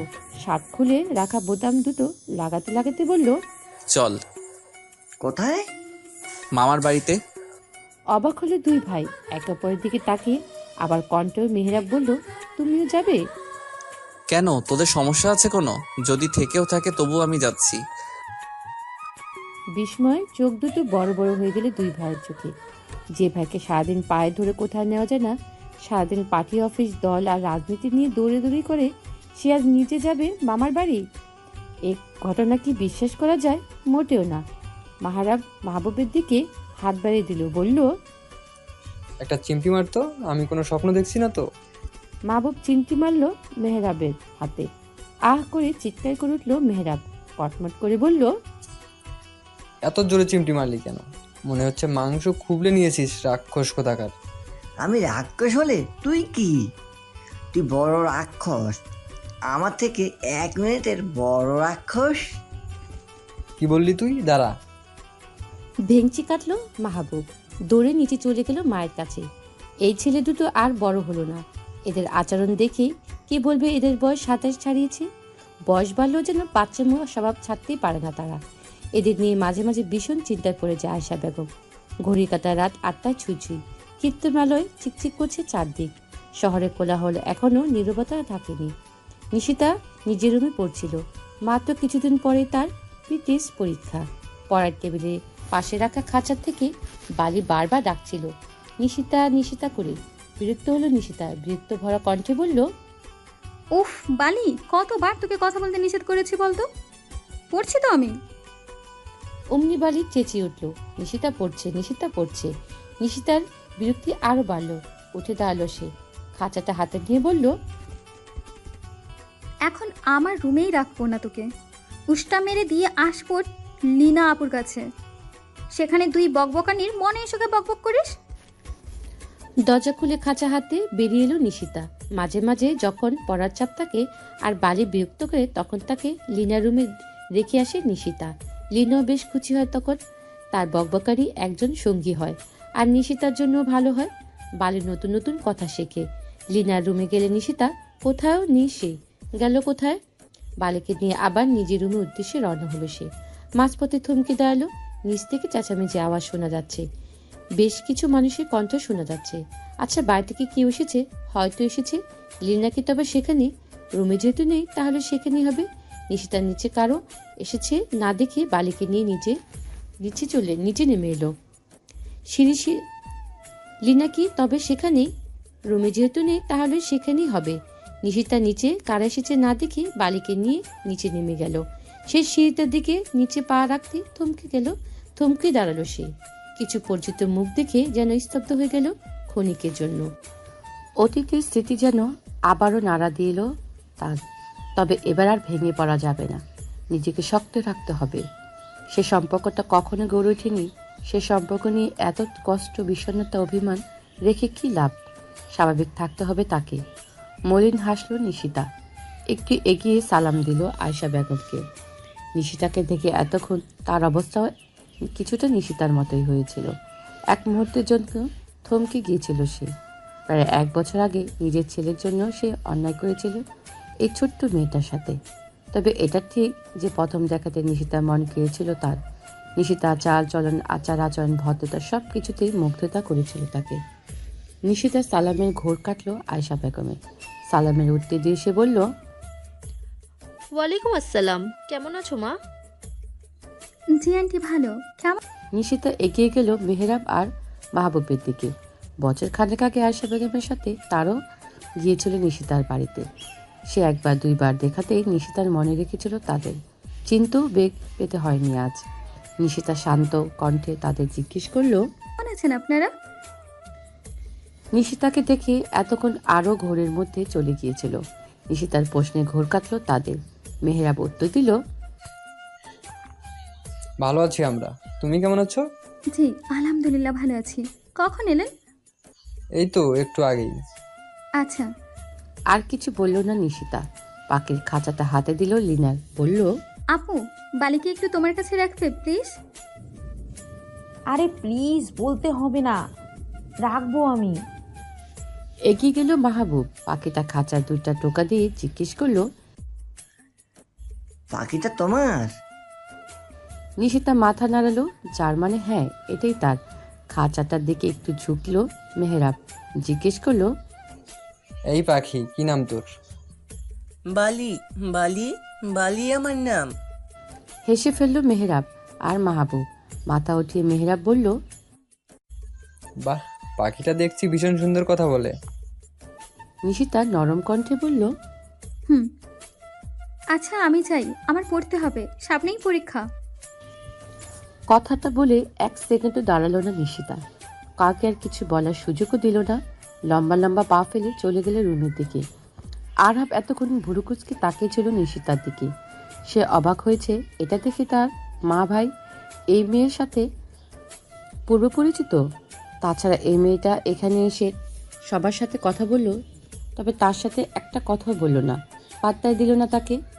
সবার সাথে কি সুন্দর কথা বলল, আর ওর সামনে আসলেই শুরু হয়ে যায় এই মেয়ে চ্যাটাং চ্যাটাং কথা। এই মেয়ের কিসের এত শত্রুতা তার সাথে?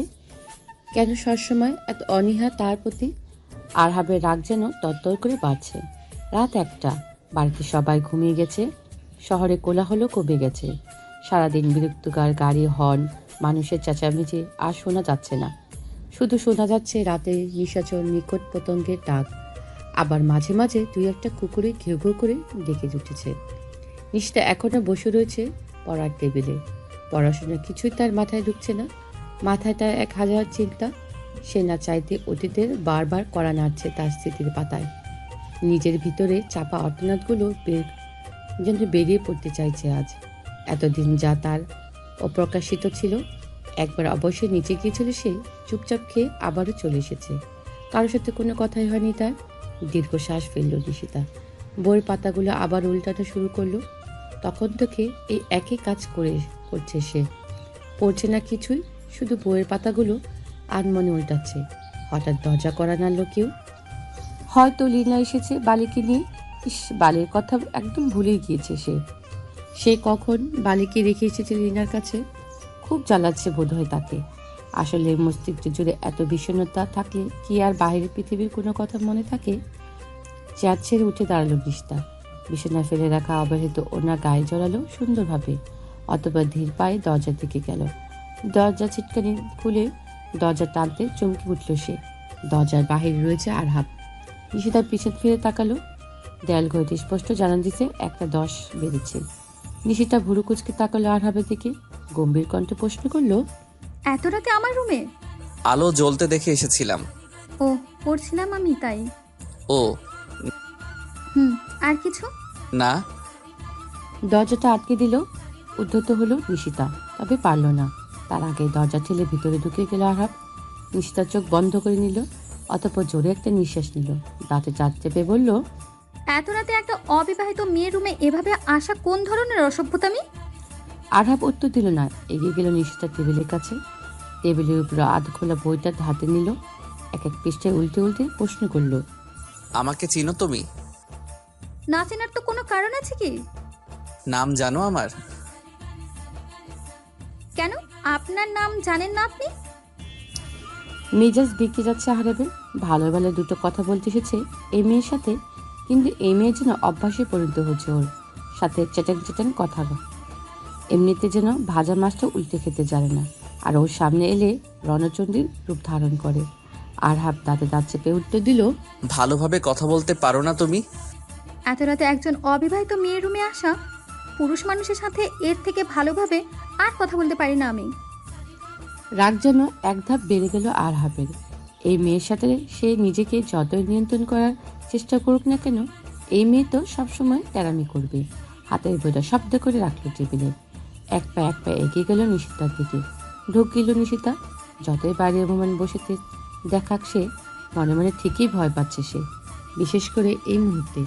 এত রাতে কোনো মেয়ের রুমে যদি কোনো পুরুষ মানুষ ঢুকে পড়ে, তবে সেই মেয়ের ভয় পাওয়াটাই অস্বাভাবিক, অবশ্যই স্বাভাবিক। এত রাতে নিশ্চয়ই কোনো পুরুষ মানুষ ভালো উদ্দেশ্যে একজন অবিবাহিত নারীর রুমে আসবে না, তাও যার সাথে বিয়ে ভেঙেছে। ভাবতে কলেজা কেঁপে গেল নিশিতার। 2 পা পেছিয়ে গেল সে। কি করতে চাইছে এই লোকটা? এভাবে তার দিকে এগোচ্ছে কেন? কি তার উদ্দেশ্য? পিছিয়ে পিছিয়ে যেতে যেতে হঠাৎ হোঁচট খেল নিশিতা। মুখ থুপড়ে পড়তে মেঝেতে। আকর্ষণীয় ঘটনা হকচে উঠল আরহাব।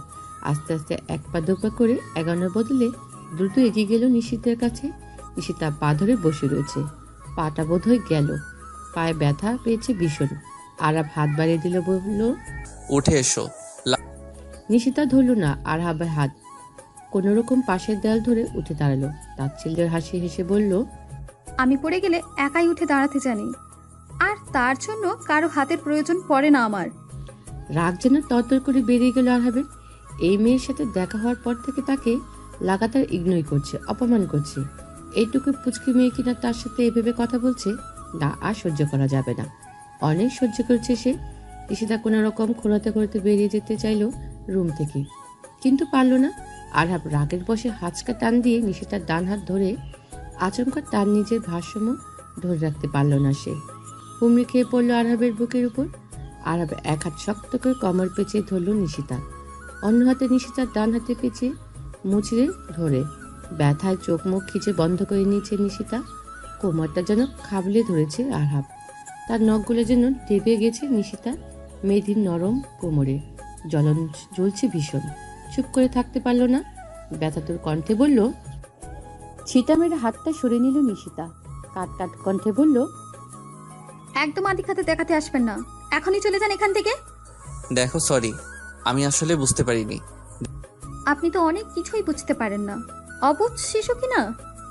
সব সময় ভুল করেই যান, আর তার খেসারত দেয় অন্য কেউ। অবাক হলো আহরাব। কি বলছে এই মেয়ে? সে আবার কি ভুল করলো? আর যার খেসারত অন্য কেউ দিয়েছে? আহরাব কিছু বলার জন্য মুখ খুলতে হাত উঠিয়ে থামিয়ে দিল নিশিতা। রাগী কণ্ঠে বলল, এক্ষুনি চলে যান এখান থেকে, না হয় আমি কিন্তু চিৎকার করে বাড়ির লোকজন ডাকবো। নিজের সম্মানের দিকে তাকাবো না আর। দেখো, যাবেন নাকি আমি চিৎকার করব? দমে গেল আহরাব। আহত দৃষ্টিতে তাকালো নিশিতার দিকে। সে যাই করছে নিঃসন্দেহে তা অন্যায়। আসলে নিজের রাগকে নিয়ন্ত্রণ করতে পারেনি সে। আহারাবকে এখনই দাঁড়িয়ে থাকতে দেখে কেঁদে উঠল নিশিতা। কি হলো, যাচ্ছেন না কেন? আহারাব ছোট্ট করে উত্তর দিল, যাচ্ছি। আর কিছু বলল না সে। নীরবে নিঃশব্দে রুম থেকে বেরিয়ে গেল সে। নিশিতার চোখ তুলে একবার তাকালো আহারাবে চলে যাওয়ার দিকে। তার ছেলের হাসি হাসলো সে। সকালে আলো ফুটছে অনেকক্ষণ। নীরব শহরটা ব্যস্ত হয়ে পড়েছে। মানুষ ছুটে চলেছে যে তার জীবিকা নির্বাহের কাজে। যানবাহনের প্যাপু ধ্বনিতে ভরে উঠেছে রাস্তাঘাট। সকাল 10টা বেজেছে প্রায়। নিশিতা এখনো রুম থেকে বের হয়নি। যে মেয়ে খুব সকালে উঠে সকাল জাগিয়ে তোলে, আজ তারই পাত্তা নেই। লামিয়া বেগম প্রথমে ভেবেছিল হয়তো আহারাপের জন্য নিচে আসছে না সে, কিন্তু এর জন্য এত বেলা পর্যন্ত নিচে আসবে না। কলেজের সময়ও তো হয়ে গেছে। কলেজে কামে দেওয়া মেয়ে তো নিশিতা নয়। চিন্তা কপালে ভাঁজ পড়ল লামিয়া বেগমে। লীনা বলল, একবার দেখে আয় তো নিশিতা ঘুম থেকে উঠছে কিনা। অবশ্যই উঠেছে, এত বেলা পর্যন্ত ঘুমানোর মেয়ে নিশিতা নয়। আহ যা না, দেখে আয় কি করছে মেয়েটা। লীনা সোফা ছেড়ে উঠল। এতক্ষণ বসে বসে সে আড্ডা দিচ্ছিল মেহেরাব আর মাহবুবের সাথে। এখানে অবশ্যই রিনাও রয়েছে। আহারাব নিজের রুম থেকে বেরিয়ে এসেছে মাত্রই। আয়শা বেগম এগিয়ে এলেন, লীনাকে বলল। লীনা খুশি মনে বসে পড়ল। আহারাব ভুরু কুচকে জিজ্ঞেস করলো, নিশিতাকে? সবার জন্য আকাশ থেকে পড়ল। নিশিতাকে চিনে না সে? যার সাথে এত কাহিনী ঘটে গেল তাকে চিনে না আহারাব? লীনা, মেহেরাব, মাহবুব। রিনা গোল গোল চোখে তাকালো আহারাবের দিকে। তারা যেন ভূত দেখার মতো চমকে উঠেছে। আহারাব চোখ ছোট ছোট করে তাকালো সবার দিকে। রিনা অবাক সুরে বলল, ভাইয়া, তুমি নিশিতাকে চিনো না? আহারাব সোফায় বসতে বসতে বলল, চেনার কথা ছিল বুঝি? আয়েশা বেগম এতক্ষণ শুনছিল ছেলের কথা। হঠাৎ শক্ত কণ্ঠে বলল, ওর চিনতে হবে না কাউকে। আমি উপরে যাচ্ছি নিশাতকে তো দেখতে আসতে। অবাক হলো আহারাব। মা হঠাৎ রেগে গেল কেন? একজন মানুষকে সে নাই চিনতে পারে, এর জন্য রাগ দেখা কি আছে? আজব তো। মায়ে চলে যাওয়ার দিকে দৃষ্টি রেখে আহারাব বলল, মামিমা, এক কাপ চা দাও তো, একটু পর পার্টি অফিসে যেতে হবে একটু।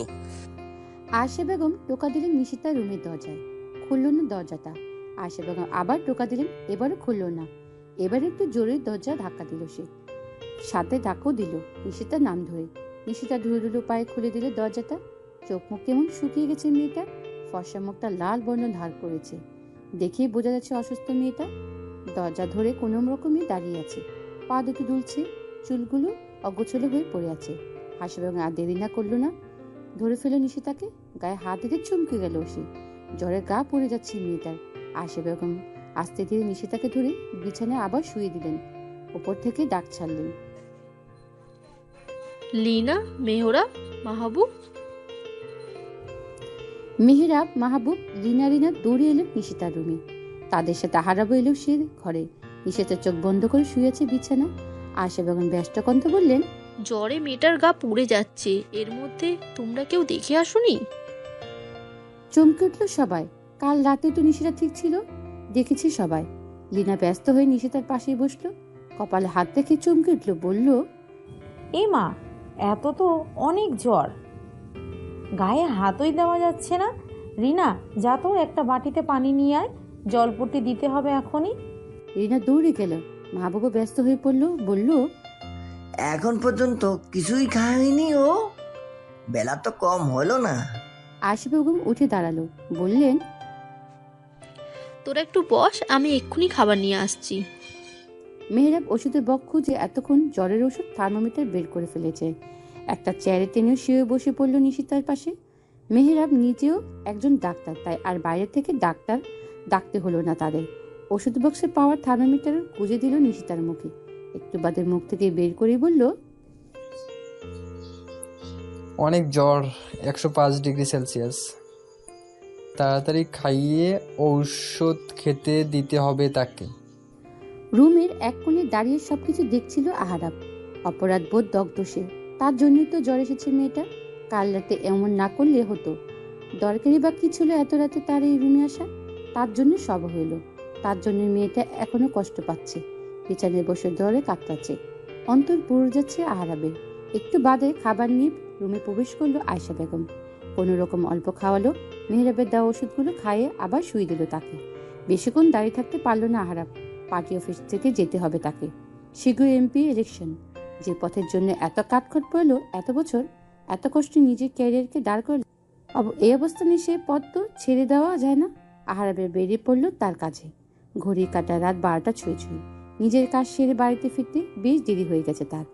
এত রাতে অন্যের বাড়িতে গিয়ে ঝামেলা বাড়ানোর দরকার আছে কি? তাই একবার সে ভেবেছিল বাড়িতে চলে যাবে। পরে নিশিতার কথা চিন্তা করে মতো পরিবর্তন করলো সে।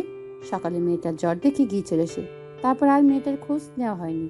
কেমন আছে মেয়েটা, তার জন্য তো এমনটা হয়েছে। মেয়েটার এই অসুস্থতার জন্য দায়ী তো সেই। তাছাড়া বাড়িতে তো কেউ নেই, মা ভাইয়া সবাই এ বাড়িতে। বাড়ি কলিং বেল টিপলে আহারাব। লামিয়া বেগম খুলে দিলেন দরজাটা। জেগেছিলেন তিনি, অপেক্ষা করছিলেন আহারাবের জন্য। আহারাবের দেরি দেখে একবার কল করেছিল তাকে। সে বলেছিল সে আজ এই বাড়িতে ফিরবে। আহারাব হাসি মুখে বাড়িতে ঢুকলো। লামিয়া বেগম মুখ পানে তাকিয়ে বলল, আপনাকে কষ্ট দিলাম মামিমা। লামিয়া বেগম হাসলেন। দরজা আবারও লাগাতে লাগাতে বলল, কিসের কষ্ট রে? ছেলের জন্য মা অপেক্ষা করেছে, এখানে কষ্টের কি আছে? যা হাত মুখ ধুয়ে আয়, আমি খেতে দিচ্ছি। আহারাব হাত মুখ ধুয়ে খেতে বসলো। লামিয়া বেগম এক এক করে খাবার বেড়ে দিচ্ছে। বাধা দিল আহারাব। বলল, অনেক কষ্ট করেছো মামিমা, রাতও অনেক হয়েছে, তুমি এখন গিয়ে ঘুমিয়ে পড়ো, আমি নিজে নিয়ে খেতে পারবো। লামিয়া বেগম যেতে চাইলেন না, তবুও তাকে জোর করে ঘুমোতে পাঠিয়েছিলেন আহারাব। খাবার টেবিলে বসে শান্তভাবে খেয়ে উঠল। টেবিলের পাশে রাখা তলাটি হাত মুছে সে নিঃশব্দে পা বাড়াল নিশিতার রুমের দিকে। আস্তে টোকা দিল নিশিতার রুমের দরজা। খুলল না কেউ। আবারও টোকা মারতে খুলে গেল দরজাটা। ঘুম ঘুম চোখ মিলে দাঁড়িয়ে রয়েছে লিনা। চোখ মুখে তার বিস্ময় ভরা। দেখেই বোঝা যাচ্ছে এত রাতে এই রুমে দরজার সামনে আহারাবকে দেখে অবাক হয়ে গেছে সে। শুধু অবাক নয়, ভীষণ অবাক হয়েছে সে।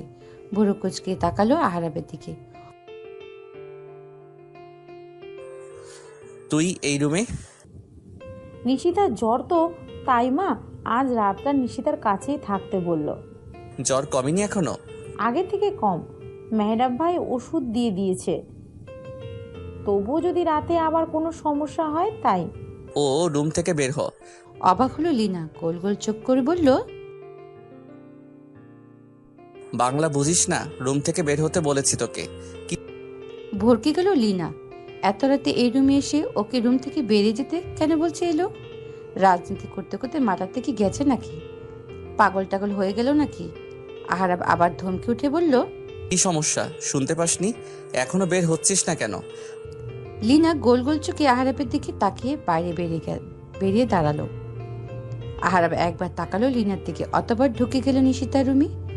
ধাপ করে দরজা আটকে দিল লিনার মুখের উপর। চমকে উঠল লিনা। এই লোকে নিশিতার রুমের ভিতরে ঢুকে দরজা আটকালো কেন? যার সাথে কোনো কারণ ছাড়াই বিয়ে ভেঙে দিয়েছে, এত রাতে তার রুমে কি? আচ্ছা, খারাপ কোনো উদ্দেশ্য নেই তো তার? বাড়ির সবাই ডাকবো, কিন্তু আহারাবে কখনো তো খারাপ মনে হয়নি তার। কখনো খারাপ কোনো রেকর্ডও তার নামে পাওয়া যায়নি। নিজের ক্যারিয়ার জন্য সে তো সর্বদাই মেয়েদের থেকে দূরত্ব বজায় রেখে চলছে। পরে যদি লিনার ধারণা ভুল হয় তাহলে আহারাব আর তাকে আস্ত রাখবে না, মেরে ওখানে গুম করে দেবে। আগে বিষয়টা নিজে খুঁটিয়ে দেখবে, পরে বাড়ির লোককে জানানো যাবে। আগে বুঝতে হবে বিষয়টা। লিনা ওপর হয়ে শুয়ে পড়ল দরজার সামনে।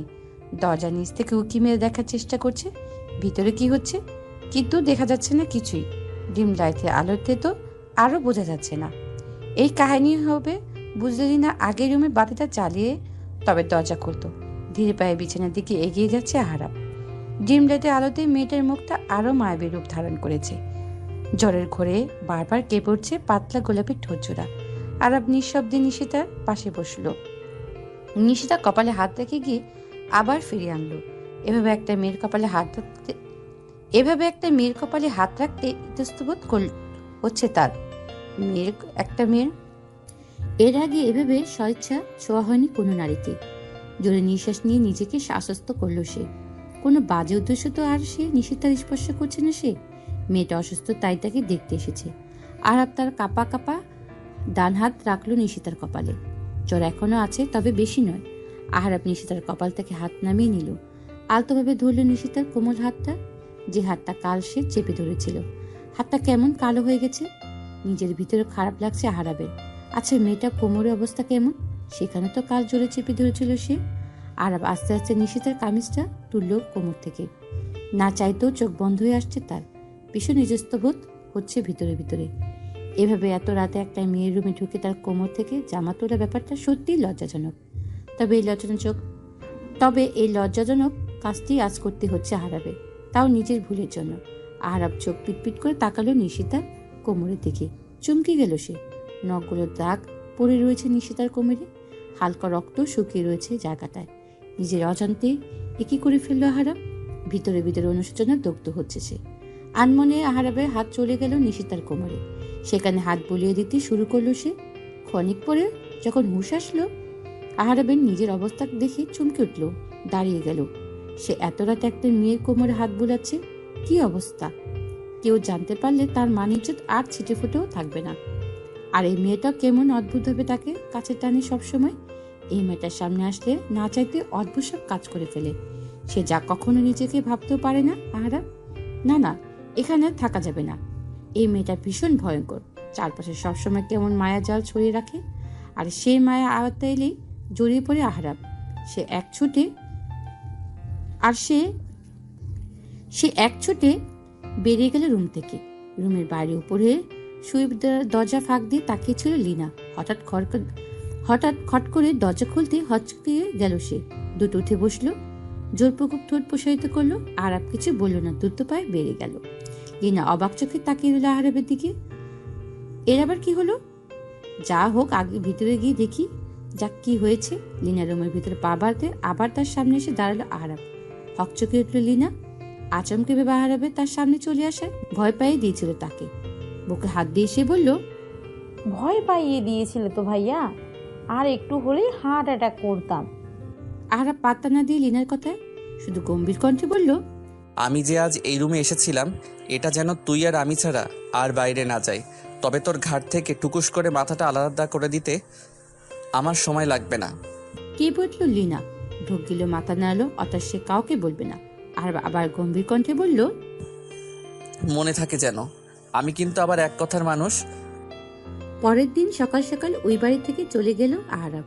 অনেকদিন আর দেখা হয়নি নিশিতার সাথে। সেও তার কাজে ব্যস্ত, আর নিশিতাও নিজের পড়াশোনায় সময় গড়েছে আপন মনে। নিশিতার টেস্ট পরীক্ষাও শুরু হয়ে গেছে। আজ প্রথম পরীক্ষা ছিল তার। মাত্র পরীক্ষা শেষ করে বেরিয়েছে সে। রাস্তার ফুটপাত দিয়ে হেঁটে চলেছে আনমনে। উদ্দেশ্য সামনে একটা ফুলের দোকান থেকে ফুল কিনবে সে। মন খারাপ থাকলে নিশিতা ফুল কিনে। ফুলের সুন্দর রূপ তার মন ভালো করে দেয় নিমিষে। আজ তার ভালো লাগছে না কিছুই। মনটা ভীষণ খারাপ। কতদিন আদরের ছোট ভাইটাকে দেখে না, মায়ের হাতে খাওয়াও হয় না কতদিন। কোনো কিছুর বায়না ধরে না, বাবার পিছু পিছু ঘোরা হয় না। বাড়ির কথা খুব মনে পড়ছে তার। ইচ্ছে করছে ছুটে চলে যেতে। হাঁটতে হাঁটতে নিশিতা চলে এসেছে দোকানের কাছে। তবে এ কি, এখানকার সব দোকান বন্ধ। ছেলেমেয়েরা দৌড়াদৌড়ি করছে চারদিকে, হইচই এর শব্দ। মারামারি বেঁধেছে বোধহয়। নিশিতা দাঁড়ালো সেখানে। কোলাহল বসত এক ছুটে চলল। লোককে প্রশ্ন করলো, ভাই কি হয়েছে এখানে? কথা শেষ করে লোকটি থামলো না এক সেকেন্ডও, দৌড়ে চলে গেল সে। নিশিতা অবাক চোখে তাকালো চারদিকে। ঢাকায় এসেছে আজ অনেক দিন, তবে এমন পরিস্থিতিতে সে এখনো অবধি পড়েনি। ঠিক এই কারণে এই রাজনীতি বিষয়টা একদম পছন্দ না নিশিতা। কি ভালো এই দুদিনের ক্ষমতা, কি বা লাভ এই দুদিনের ক্ষমতা, কি লাভ এই মারামারি ঝগড়া করে। নিশিতার পিছে ফিরে পা বাড়ালো। সামনের দিকে আর গিয়ে কাজ নেই, তার থেকে বাড়িতে চলে যাওয়া যাক। আর এখানে দাঁড়িয়ে এই ঝামেলা দেখাও প্রয়োজন নেই। নিশিতা এক পা বাড়ালো সামনের দিকে। সাথে সাথে হাত টান পড়লো তার। চকিত হলো সে। মাথা তুলে তাকাতেই চোখ পড়লো আহরাবের ঘামন্ত মুখখানা। মাথায় ইটের টুকরো আঘাত। আহ করে ব্যথাতুল ধ্বনি বের হলো। এই ইটের টুকরো মারা হয়েছে নিশিতাকে দিতে। নিশিতা যখন এখানে এসেছিল তখনই পার্টির অফিসের ভিতরে দাঁড়িয়ে বাইরেটা পর্যবেক্ষণ করছিল আহরাব। হঠাৎ চোখ পড়লো নিশিতাকে। লাগাতার নিশিতাকে সরে যেতে বলছিল সেখান থেকে, কিন্তু এই মেয়ে তো দুনিয়ার হুঁশই ছিল না। সে তার নিজের ভাবনার দেশে তলিয়ে গিয়েছিল। শেষার উপায় না পেয়ে আহরাব নিজে ছুটে এলো নিশিতার রক্ষার্থে। নিশিতার হাত নিজের হাতের মুঠো শক্ত করে ধরল আহরাব।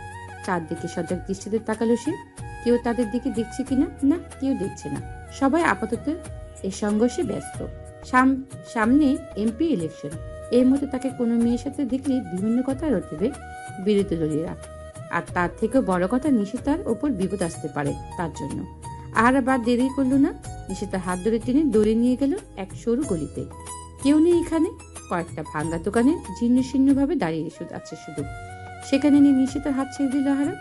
তাতে দাঁত চেপে বলল, মূর্খ কোথাকার, এমনি কথা বলার সময় তো 2 মণ ওজনের এক একটা কথা আমার দিকে ফিকে মারতে পারো, আর এখন কি না ওই মারামারির মধ্যে বোকার মতো গিয়ে দাঁড়িয়েছিলে? বুড়োগুচকে তাকালো নিশিতা, বলল, কথার আবার ওজন হয় নাকি? তোমার কথার ওজন হয়। ওখানে গিয়ে ওভাবে দাঁড়িয়েছিলে কেন বলো তো? মরার শখ হয়েছিল নাকি? মলিন হাসলো নিশিতা, বলল, মরার শখ হলেই কি আর মরা চাই নেতা সাহেব? তার জন্যও ভাগ্যের লিখনের প্রয়োজন আছে। ফুল কিনতে এসেছিলাম আমি, কিন্তু দুর্ভাগ্যবশত আপনাদের ঝামেলাটার জন্য ফুলের দোকানটাও আজ বন্ধ। আরহাব শান্ত দৃষ্টিতে তাকিয়ে রইল নিশিতার দিকে। মেয়েটার কথার ভিতরে চাপা আর্তনাদ, অভিমান আর একরাশ বিষণ্ণতা লুকিয়ে রয়েছে, যা আরহাবের ভিতরটা দুমড়ে মুচড়ে দিতে সক্ষম। সে শান্ত কণ্ঠে জিজ্ঞেস করল, কি ফুল চাই তোমার? আপাতত আমার কোনো ফুলেরই প্রয়োজন নেই, বিশেষ করে কোনো অপরিচিত কারো কাছ থেকে নয়। আরহাব আজ আর কথা বাড়ালো না। ইচ্ছে করে যে বাড়ায়নি তেমনটা নয়, সুযোগটা আজ বড্ড বেখাপ্পা। না হয় আরহাব ইচ্ছে ছিল মেয়েটার সাথে কথা বাড়াতে, 2-4টা কথা শুনিয়ে দিতে, যে কেন এই মেয়েতে এত তেজ, এত কথা। তবে আজ নয়। এভাবে নিশিতাকে আর তাকে একসাথে দেখে নিলে নিশিতার বিপদ বাড়বে। সে জেনে শুনে কাউকে তার জন্য বিপদে ফেলতে ইচ্ছুক নয়। তাছাড়া কিছুদিন পর সে এমপি ইলেকশন দাঁড়াবে, যেটার আত্মবিশ্বাস রয়েছে তার। সেখানে এভাবে স্কুল পড়ুয়া ছেলেদের মতো একটা মেয়ের হাত ধরে টেনে এনে অলিতে গলিতে বসে কথা বলা তার ব্যক্তিত্বের সাথে যায় না। সে কখনো এমন ব্যক্তিত্বের পরিচয় দেয় না। বরাবর সে গম্ভীর, রাগতার, আবার উপকারিতা এমন একজন পরপক্ষ পুরুষালী ব্যক্তিত্বের অধিকারী। তবে এই মেয়ের সাথে দেখা হওয়ার পর থেকে কেমন যেন তালগোল পাকিয়ে যাচ্ছে তার। সবচেয়ে বেশি প্রভাব পড়েছে তার এতদিনে গড়া শক্তপোক্ত ব্যক্তির উপর। আরহাব একবার তাকালো নিশিতার দিকে, শান্ত কণ্ঠে বলল, বাড়িতে চলে যাও। অতঃপর সে এক পা বাড়ালো সামনের দিকে। 2 পা বাড়ানোর আগেই ডাক পড়লো নিশিতার। পিছু ফিরে তাকালো আরহাব, বলল, কিছু বলবে?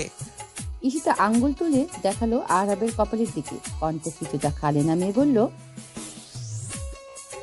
কপাল কেটে গেছে আপনার, রক্ত ঝরছে। আরহাব হাত দিল কপালে, হাতটা চোখের সামনে এনে দেখলো সত্যি কপালটা কেটে গেছে, রক্ত ঝরছে কিছুটা। মৃদু হাসলো সে, বলল, সমস্যা নেই, এসবের অভ্যাস আছে আমার। নিশিতা শুনল না তার কথা। নিজের ছোট্ট পাস ব্যাগ থেকে হাতের একটা 1 টাইম ব্যান্ডেজ বের করলো। সে সবসময় ব্যাগের ফার্স্টে ছোট খাটো জিনিসই রাখে, চলার পথে যদি কখনো প্রয়োজন পড়ে। তাই নিশিতার অন্যের উপর নির্ভরতা হয় না, নিজে সর্বদাই নিজের উপর বিপদের সবসময়ের জন্য প্রস্তুত থাকে। সে খুব ভালোভাবে জানে বিপদের সময় কেউ পাশে থাকে না, তখন নিজেকে নিজেরই সামলাতে হয়। নিশিতা ব্যান্ডেজটা বাড়িয়ে দিল আরহাবের, তবে আরহাব নিল না ব্যান্ডেজটা। সে ঝুঁকিয়ে এলো নিশিতার দিকে, কপালে এগিয়ে দিয়ে বলল, লাগিয়ে দাও। নিশিতাও আর কথা বাড়লো না, ব্যান্ডেজটা খুলে লাগিয়ে দিল আরহাবের কপালে। ব্যান্ডেজ লাগানোর শেষ 1 মিনিটও সে সেখানে আর দাঁড়ালো না। এক প্রকার দৌড়ে চলে গেল সেখান থেকে। আরহাবের হাত চলে গেল কপালে, আলতোভাবে হাত বোলালো ব্যান্ডেজের উপরে। ঠোঁটে তার ফুটে উঠল সূক্ষ্ম হাসি রেখা। দুপার গড়িয়ে বিকেল নেমেছে, সকালে জ্বলন্ত সূর্যটা তার তেজ কমিয়েছে কিছুটা। নীলা হেঁটে চলছে তাদের বাড়ির সামনে গলির মুখে। হঠাৎ আরহাব কল করে দেখেছে তাকে, কি জানি কি উদ্দেশ্য। হঠাৎ এই ডাক। লীনা হেলে দুলে হেঁটে চলছে সামনের দিকে। তাদের বাসার সামনে রাস্তার মোড়ে এসে দেখলো দেখা মিলল এক বিশাল কালো গাড়ি। গাড়িটি দেখে চিনতে পারছে লীনা, আরহাবের এক গাড়ি এটা। আরহাবের সামনে এগিয়ে গেল সে। কাঁচের জানালার টোকা দিতে আরহাব নামিয়ে নিল জানালার কাজটা। দেখা মিলল তার মাস্ক পরিহিত মুখোশী। মুখে মাস্ক পরে এসেছে আজ। এলাকায় অনেকেই চিনে তাকে। চারদিকে ছড়িয়ে ছিটিয়ে রয়েছে অসংখ্য বিরোধী দলীয় নেতা কর্মী। এভাবে তাকে দেখলে সমস্যা জড়িয়ে পড়বে সবাই, তাই এত লোকচুরি। আরহাব জানালা দিয়ে একটা ফুলের ঝুড়ি বাড়িয়ে দিল নীলার দিকে। এটা নিশিতাকে দিবি? লীনার মনের মধ্যে হাজারো প্রশ্ন উঠে দিচ্ছে, এই লোকটা আবার নিশিতাকে ফুল দিচ্ছে কেন? সেদিন রাতেও নিশিতার রুমে গিয়েছিল, বিয়ে ভেঙে দিয়েছে, এখন এই লোকের মতলবটা কি? এসব কেন করছে সে? তবে ভয়ে কোনো প্রশ্নই করতে পারল না আরহাবকে। মনের মধ্যে দমিয়ে রাখলো নিজের প্রশ্নগুলো। আহারাব একটু থেমে বলল, তবে আমার কথা বলিস না তাকে যে এগুলো আমি দিয়েছি। লিনা বোকার মতো প্রশ্ন করে বসলো। তবে কি বলবো? বলে দিস তুই দিয়েছিস। লিনার মুখে কিছু বলার না, শুধু মাথা নাড়ালো। আহারাপা মাথা নষ্ট করালো না আর গাড়ি জানালা কাজটা উঠিয়ে দ্রুত গাড়ি স্টার্ট করে সাই করে চলে গেল সে। সারাদিন পরীক্ষা ঝামেলা পর বাসায় এসে ফ্রেশ হয়ে খেয়ে দিয়ে বিছানায় কেবলই গা এলিয়ে দিয়েছিল নিশিতা। এরই মধ্যে রুমের ভিতরে ঢুকিয়ে এলো লিনা, হাতে তার ফুলের ঝুড়ি। লিনা তো একসাথে এত ফুল কিনে না। এত অবাক হলো নিশিতা। লিনা ফুলের ঝুড়িতে বাড়ি দিল নিশিতার দিকে, বলল, এটা তোর জন্য। এবার অবাকের রেশটা একটু বেড়ে গেল। ফুলের ঝুড়িতে হাত দিয়ে ধরতে ধরতে অবাক কণ্ঠে বলল, আমার জন্য? হ্যাঁ। নিশিতা ফুলের ঝুড়িটির দিকে তাকালো। বেশ কিছু লাল গোলাপ, বেলির মালা, ডেজির আর রজনীগন্ধা সাজানো। ভ্রুকুচকে তাকালো নিশিতা, বলল, হঠাৎ আমার জন্য ফুল আনলে যে? আর তাছাড়া তুমি তো সচরাচর ফুল কেনো না। থতর মতো খেয়ে গেল লিনা। আমতা আমতা করে বলল, একটা ফুলের দোকানের পাশ থেকেই আসছিলাম, দেখলাম দোকানটায় ডিসকাউন্ট চলছে, তখন মনে পড়লো তোর কথা। তুই তো ফুল ভীষণ পছন্দ করিস, তাই নিয়ে এলাম। উঠে দাঁড়ালো নিশিতা। ঝুড়ি থেকে একটা গোলাপ তুলে নিল হাতে। গোলাপের কাঁটাগুলো হাত দিয়ে ভেঙে দিল সাবধানে। আয়নার সামনে দাঁড়িয়ে কানের কাছে ঘুষতে ঘুষতেই বলল, তা বেশ ভালো করেছো। লিনা টুক করে একটি ছবি তুলে নিল নিশিতার। হাসি মুখে বলল, খুব সুন্দর লাগছে কিন্তু তোকে। আরব কেবলই বাড়িতে ফিরেছে। নিজের রুমে ঢুকে শরীরে জড়ানো আরব কেবলই বাড়িতে ফিরেছে। নিজের রুমে ঢুকে শরীর জড়ানো ঘমাক্ত শার্টটা খুলে মেলে দিয়েছে বারান্দায়। তাওয়ালটা হাতে নিয়ে ওয়াশরুমে ঢুকবে সে, তখনই মোবাইল বেজে উঠল মেসেঞ্জারের টুংটাং ধ্বনিতে। মোবাইলটা হাতে নিল সে। নোটিফিকেশন ভেসে উঠল লিনার নাম। মোবাইলের লকটা খুলে লিনার মেসেজ বক্স ঢুকতে নিজেরই অজান্তে হাসি ফুটে উঠল আহারাবের দুটোতে। লিনা নিশিতার কিছু ছবি পাঠিয়েছে তাকে। কোনো ছবিতে নিশিতার কানে গোলাপ গোজা, আর কোনো ছবিতে নিশিতার চুলে গোলাপ বেলির মালা গোজা, কোনো ছবিতে খোলা চুলে বেলি ঝুড়ি হাতে নিয়ে দাঁড়িয়ে আছে সে। এই ফুলগুলোর মাঝে নিশিতাকে আরেকটি ফুল মনে হচ্ছে আহারাবের। সে তার স্নিগ্ধ সৌন্দর্য দিয়ে যে কাউকে ঘাওয়াল করে ফেলতে পারবে নিমিষেই। আহারাব ছবিগুলো সেভ করে রাখলো নিজের ফোনে। অতঃপর বিছানার উপর ফোনটা রেখে ঢুকে গেল ওয়াশরুমে। দেখতে দেখতে শেষ হয়ে গেল নিশিতার প্রি-টেস্টে পরীক্ষা। আহারাবের কাজের চাপ আরও বেড়েছে। মাত্র কয়েকদিন পরই নির্বাচনের প্রচারণা, সভা সমাবেশ, মিটিং মিছিল, ব্যস্ত সে। নাওয়া খাওয়া সময়টুকু পর্যন্ত পাচ্ছে না সে। টিভির পর্দায় প্রায় দেখা যায় তার মুখখানা। নিশিতার মাঝে মাঝে আর চোখে তাকিয়ে থাকে তার দিকে।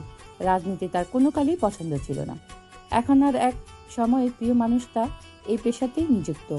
এক সময় কেন, হয়তো এখনও সে প্রিয়। মনের এক কোণে অভিমান আড়ালে চাপা পড়ে রয়েছে সে। দুপুরে তপ্ত রোদ। প্রি-টেস্টের পরপরই আবার নিশিতার ক্লাস শুরু হয়ে গেছে পুরো দমে।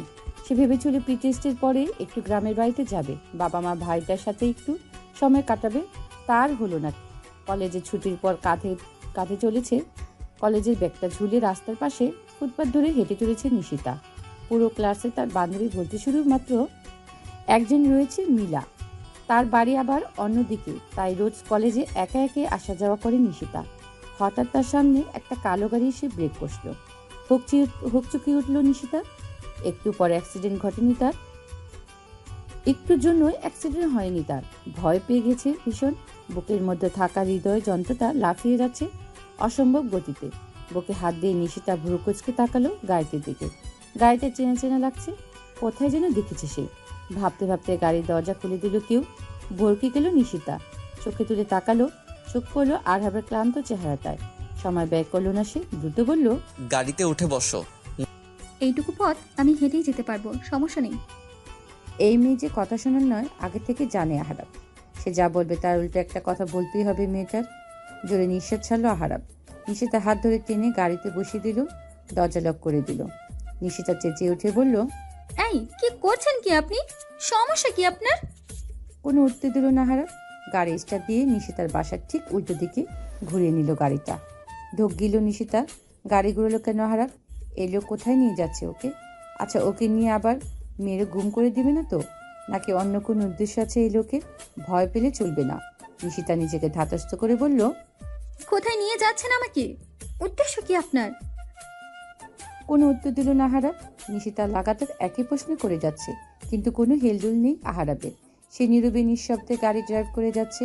প্রায় 15-40 মিনিট পর আহারাবের গাড়ি থামলো শহরে একটু বাইরে, একতলা একটি ভ্রমণের সামনে। আশেপাশে নির্জন, জনমানবহীন, গাছপালা ভরপুর। এখানে বসে চিৎকার করলেও কেউ শুনবে না। নিশিতার ভয় পেয়ে গেল আবারও। এমন একটা জায়গায় একটা মেয়েকে নিয়ে আসবে মানে কি? আহারাব নিজের সিট বেল্ট খুলতে খুলতে বলল, নামো। নিশিতা নামলো না, নিজের সিটটা শক্ত হাতে ধরে রাখলো। আহারাব একবার তাকালো নিশিতার দিকে, অতঃপর ধমক দিয়ে বলল, নামবে নাকি টেনে নামাতে হবে?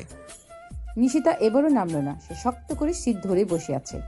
উত্তপ্ত নিঃশ্বাস ফেলল আহারাব। এমনই এত কাজে চাপ, নাজেহাল অবস্থা তার।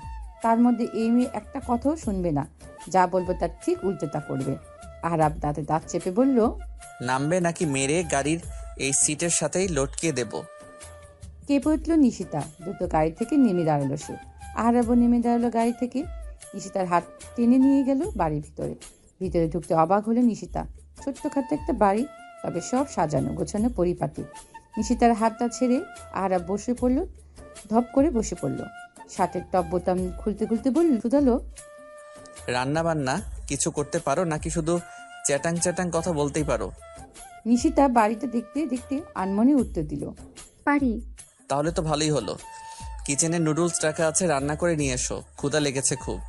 অবাক হলো নিশিতা, গোল গোল চোখে বলল, রান্না করব মানে? রান্না না করলে খাবে কি?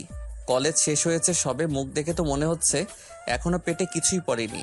আর তাছাড়া আমারও ক্ষুধা লেগেছে। আমি পারবো না। পারবে না মানে কি? তাহলে তোমাকে এত দূর থেকে নিয়ে এলাম কি করতে? আমার চেহারা দেখতে? আমাকে এত দূর থেকে নিয়ে এসেছেন এই নুডলস রান্না করতে? হ্যাঁ, কেন তুমি কি ভেবেছিলে? ভরকে গেল নিশিতা। সে মনে মনে কত কিছুই না চিন্তা করে ফেলেছিল। হায় কপাল। নিশিতার আমতা আমতা করে বলল, না কিছু না। কিছু না হলেই ভালো। যাও রান্না করো, আমি ফ্রেশ হয়ে আসছি। নিশিতা নুডলস বানিয়ে বসে আছে অনেকক্ষণ। আহারাবের দেখা নেই। সে যে ওয়াশরুমে ঢুকেছে ফ্রেশ হতে, আর বের হচ্ছে না। টানা 1 ঘন্টা পর একদম গোছল সেরে বের হলো আহারাব। নিশিতার থমকে গেল কিছুক্ষণের জন্য। চিকোটার প্যান্ট, শরীরে জড়িয়ে টি শার্ট আর গলায় টলে সদ্য ভেজা চুলগুলো থেকে টপ টপ করে পানি গড়িয়ে পড়ছে। ফোটায় ফোটায় পানি বিন্দু। নিশিতা যেন ঘড়ি লেগে যাচ্ছে। সদ্য গোছল করা কোনো পুরুষকে যে এত স্নিগ্ধ লাগতে পারে জানা ছিল না তার। সে এক দৃষ্টিতে তাকিয়েছে আহারাবের দিকে। তার দিকে এগিয়ে এলো আহারাব। তুড়ি বাজালো নিশিতার মুখের সামনে। হকচকিয়ে উঠল সে। আহারাব কুচকে ধরে দাঁড়ালো। আহারাব কুচকে শুধালো, কি দেখছো অমন করে? দেখছিলাম আপনার মতো একটা দামড়া ছেলে 3/4 প্যান্ট পরলে কেমন দেখায়। তাজ্জব বনে গেল আহারাব। চোখ দুটো গোল গোল করে বলল, তুমি আমাকে দামড়া বললে? হ্যাঁ বলেছি তো, বয়সে তো মনে হয় 32 ছুঁই ছুঁই, এখনো কিনা 3/4 প্যান্ট পরে ঘুরে বেড়ান। মান সম্মান আর রইল না নেতা সাহেব।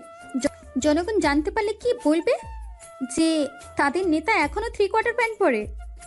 কথাগুলো বলতে বলতে হেসে ফেলল নিশিতা। হাসি যেন তার থামছেই না। আহারাবের রাগ কথা আরও থাকলো, আরহাবের রাগের করা কথা থাকলেও সে রাগ করলো না। এক দৃষ্টিতে তাকিয়ে রইল নিশিতার পানে। হাসলে যে কেউ এত সুন্দর লাগে জানা ছিল না। নিশিতার হাসি ঝনকার যেন ঝড় তুলছে আহারাবের হৃদয়ে। হার্টবিট বেড়ে যেতে শুরু করেছে তার। বুকের উপর হাত দিয়ে মৃদু ধমকে দিল সে নিশিতাকে, বলল, এই মেয়ে চুপ, খুব মজা করা হচ্ছে আমাকে নিয়ে। এক থাপ্পড়ে দাঁত কিন্তু সব ফেলে দিব।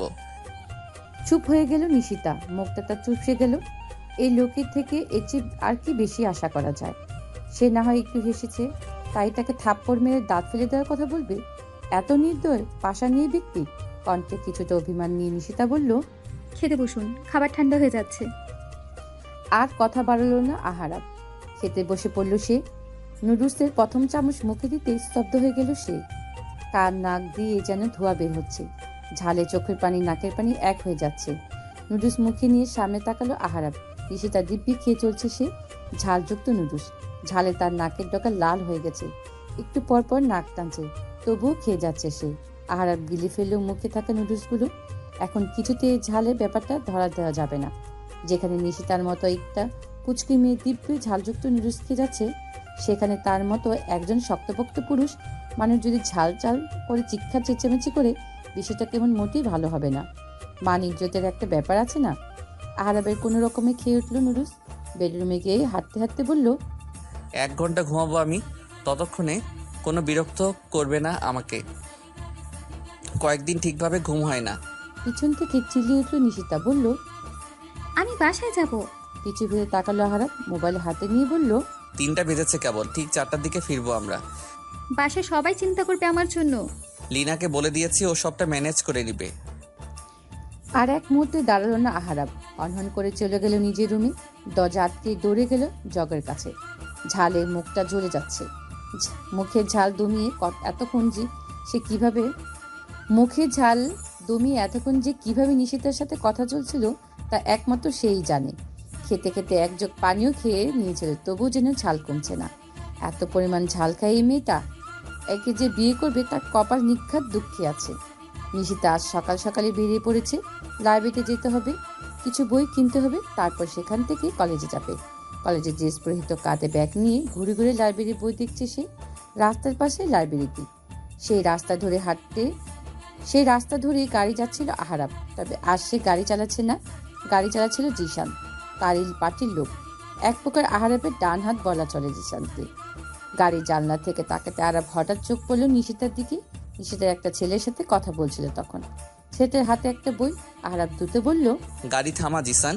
আর জিসান অবাক হয়ে বলল, এইখানে কেন থামবো? আরে থামাতে বলেছি, থামা তাড়াতাড়ি। গাড়িতে বেগ কষল জিসান। এতটুকু সময় গাড়িটা কিছুটা দূরে চলে গিয়েছিল। আহারাব তাড়া দিয়ে বলল, গাড়ি ব্যাংকে নে, ওই লাইব্রেরিটার সামনে। জিসান অবাক কণ্ঠে বলল, এখানে গাড়ি থামতে বললেন কেন বস? আহারাব কোনো উত্তর দিল না। সে গাড়ির জানলা দিয়ে তাকিয়ে রয়েছে লাইব্রেরির দিকে। এদিকে নিশিতার সামনে দাঁড়ানো ছেলেটা তার হাতের বইটা নিশিতার দিকে বাড়িয়ে দিল। নিশিতাও হাসি মুখে বইটা নিয়ে নিল। আহারাব হাতের মাছটা মুখে জড়িয়ে নেমে পড়ল গাড়ি থেকে। লম্বা লম্বা পা ফেলে গিয়ে দাঁড়ালো নিশিতার সামনে। হকচকে উঠল নিশিতা। মাথা তুলে তাকালো আহারাবের দিকে। মাস্ক পরিহিত থাকলেও নিশিতা চিনতে একটু কষ্ট হলো না তাকে। যার ছবি মনের ভিতর আঁকা তাকে কি আর সামান্য মাস্ক অপরিচিত করে তুলতে পারে? নিশিতা ভুরু কোচকালো, বলল, আপনি এখানে? ছেলেটা নিশিতার হাতে বইটা দিয়ে চলে গেছে।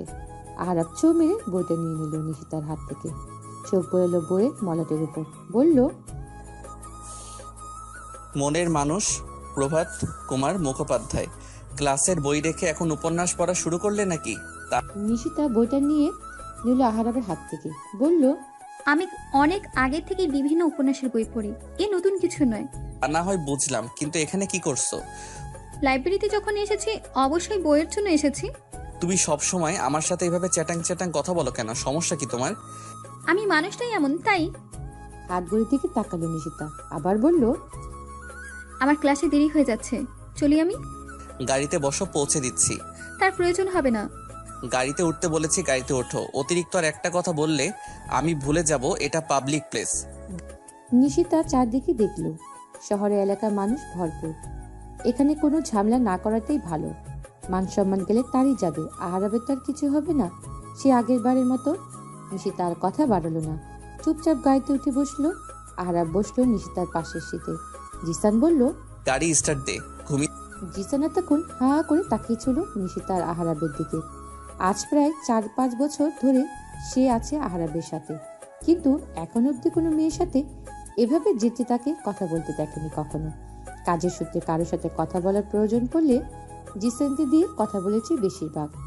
এমনই সাধারণ মেয়ে মানুষ তো তার ধারে কাছেও ঘেঁচতে পারেনি। আর এই মেয়ের সাথে কিনা যেচে ভেবে কথা বলছে। কে এই মেয়ে? তবে কি এই মেয়ের আহারাবের এই চিরকুমা ব্রত ভাঙবে?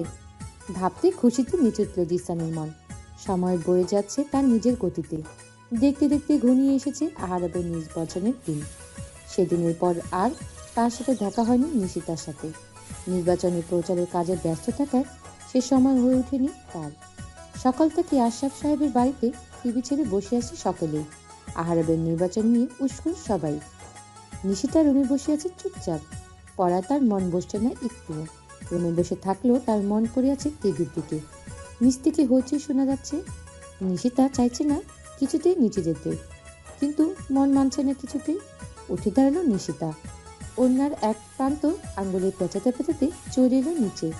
আর চোখে একবার তাকিয়ে দেখলো টিভির দিকে। ভোট চলছে এখনো। নিশিতা হঠাৎ চিন্তা হতে লাগলো ভীষণ। আচ্ছা, আহারাবে জিতবে তো? মানুষটা কোথায় এখন? ভোট কেন্দ্র নাকি বাদ দিতে? নিশিতা এগিয়ে গেল ডাইনিং টেবিলের কাছে। গ্লাসে পানি ঢেলে ঠকঠক করে খেয়ে ফেললো। আবার এলো টিভির সামনে, বসে পড়লো সোফায়। পাশে বসা ছিল লীনা আর রিনা। নিশিতা একটু আমতা আমতা করে লীনাকে জিজ্ঞেস করলো, ভোট গণনা শুরু হবে কখন? লীনা টিভির দিকে তাকিয়ে উত্তর দিল, এই তো একটু পর। একটু কেশে গলা পরিষ্কার করলো নিশিতা। জিব্বা দিয়ে ঠোঁট দুটো ভিজে আবার জিজ্ঞেস করলো, উনি কোথায়? লীনা ভুরু কুচকালো, ভুরুর কাছে তাকালো নিশিতার দিকে, বলল, এই উনিটা আবার কে? নিশিতা এলোমেলো দৃষ্টি ফেলে বলল,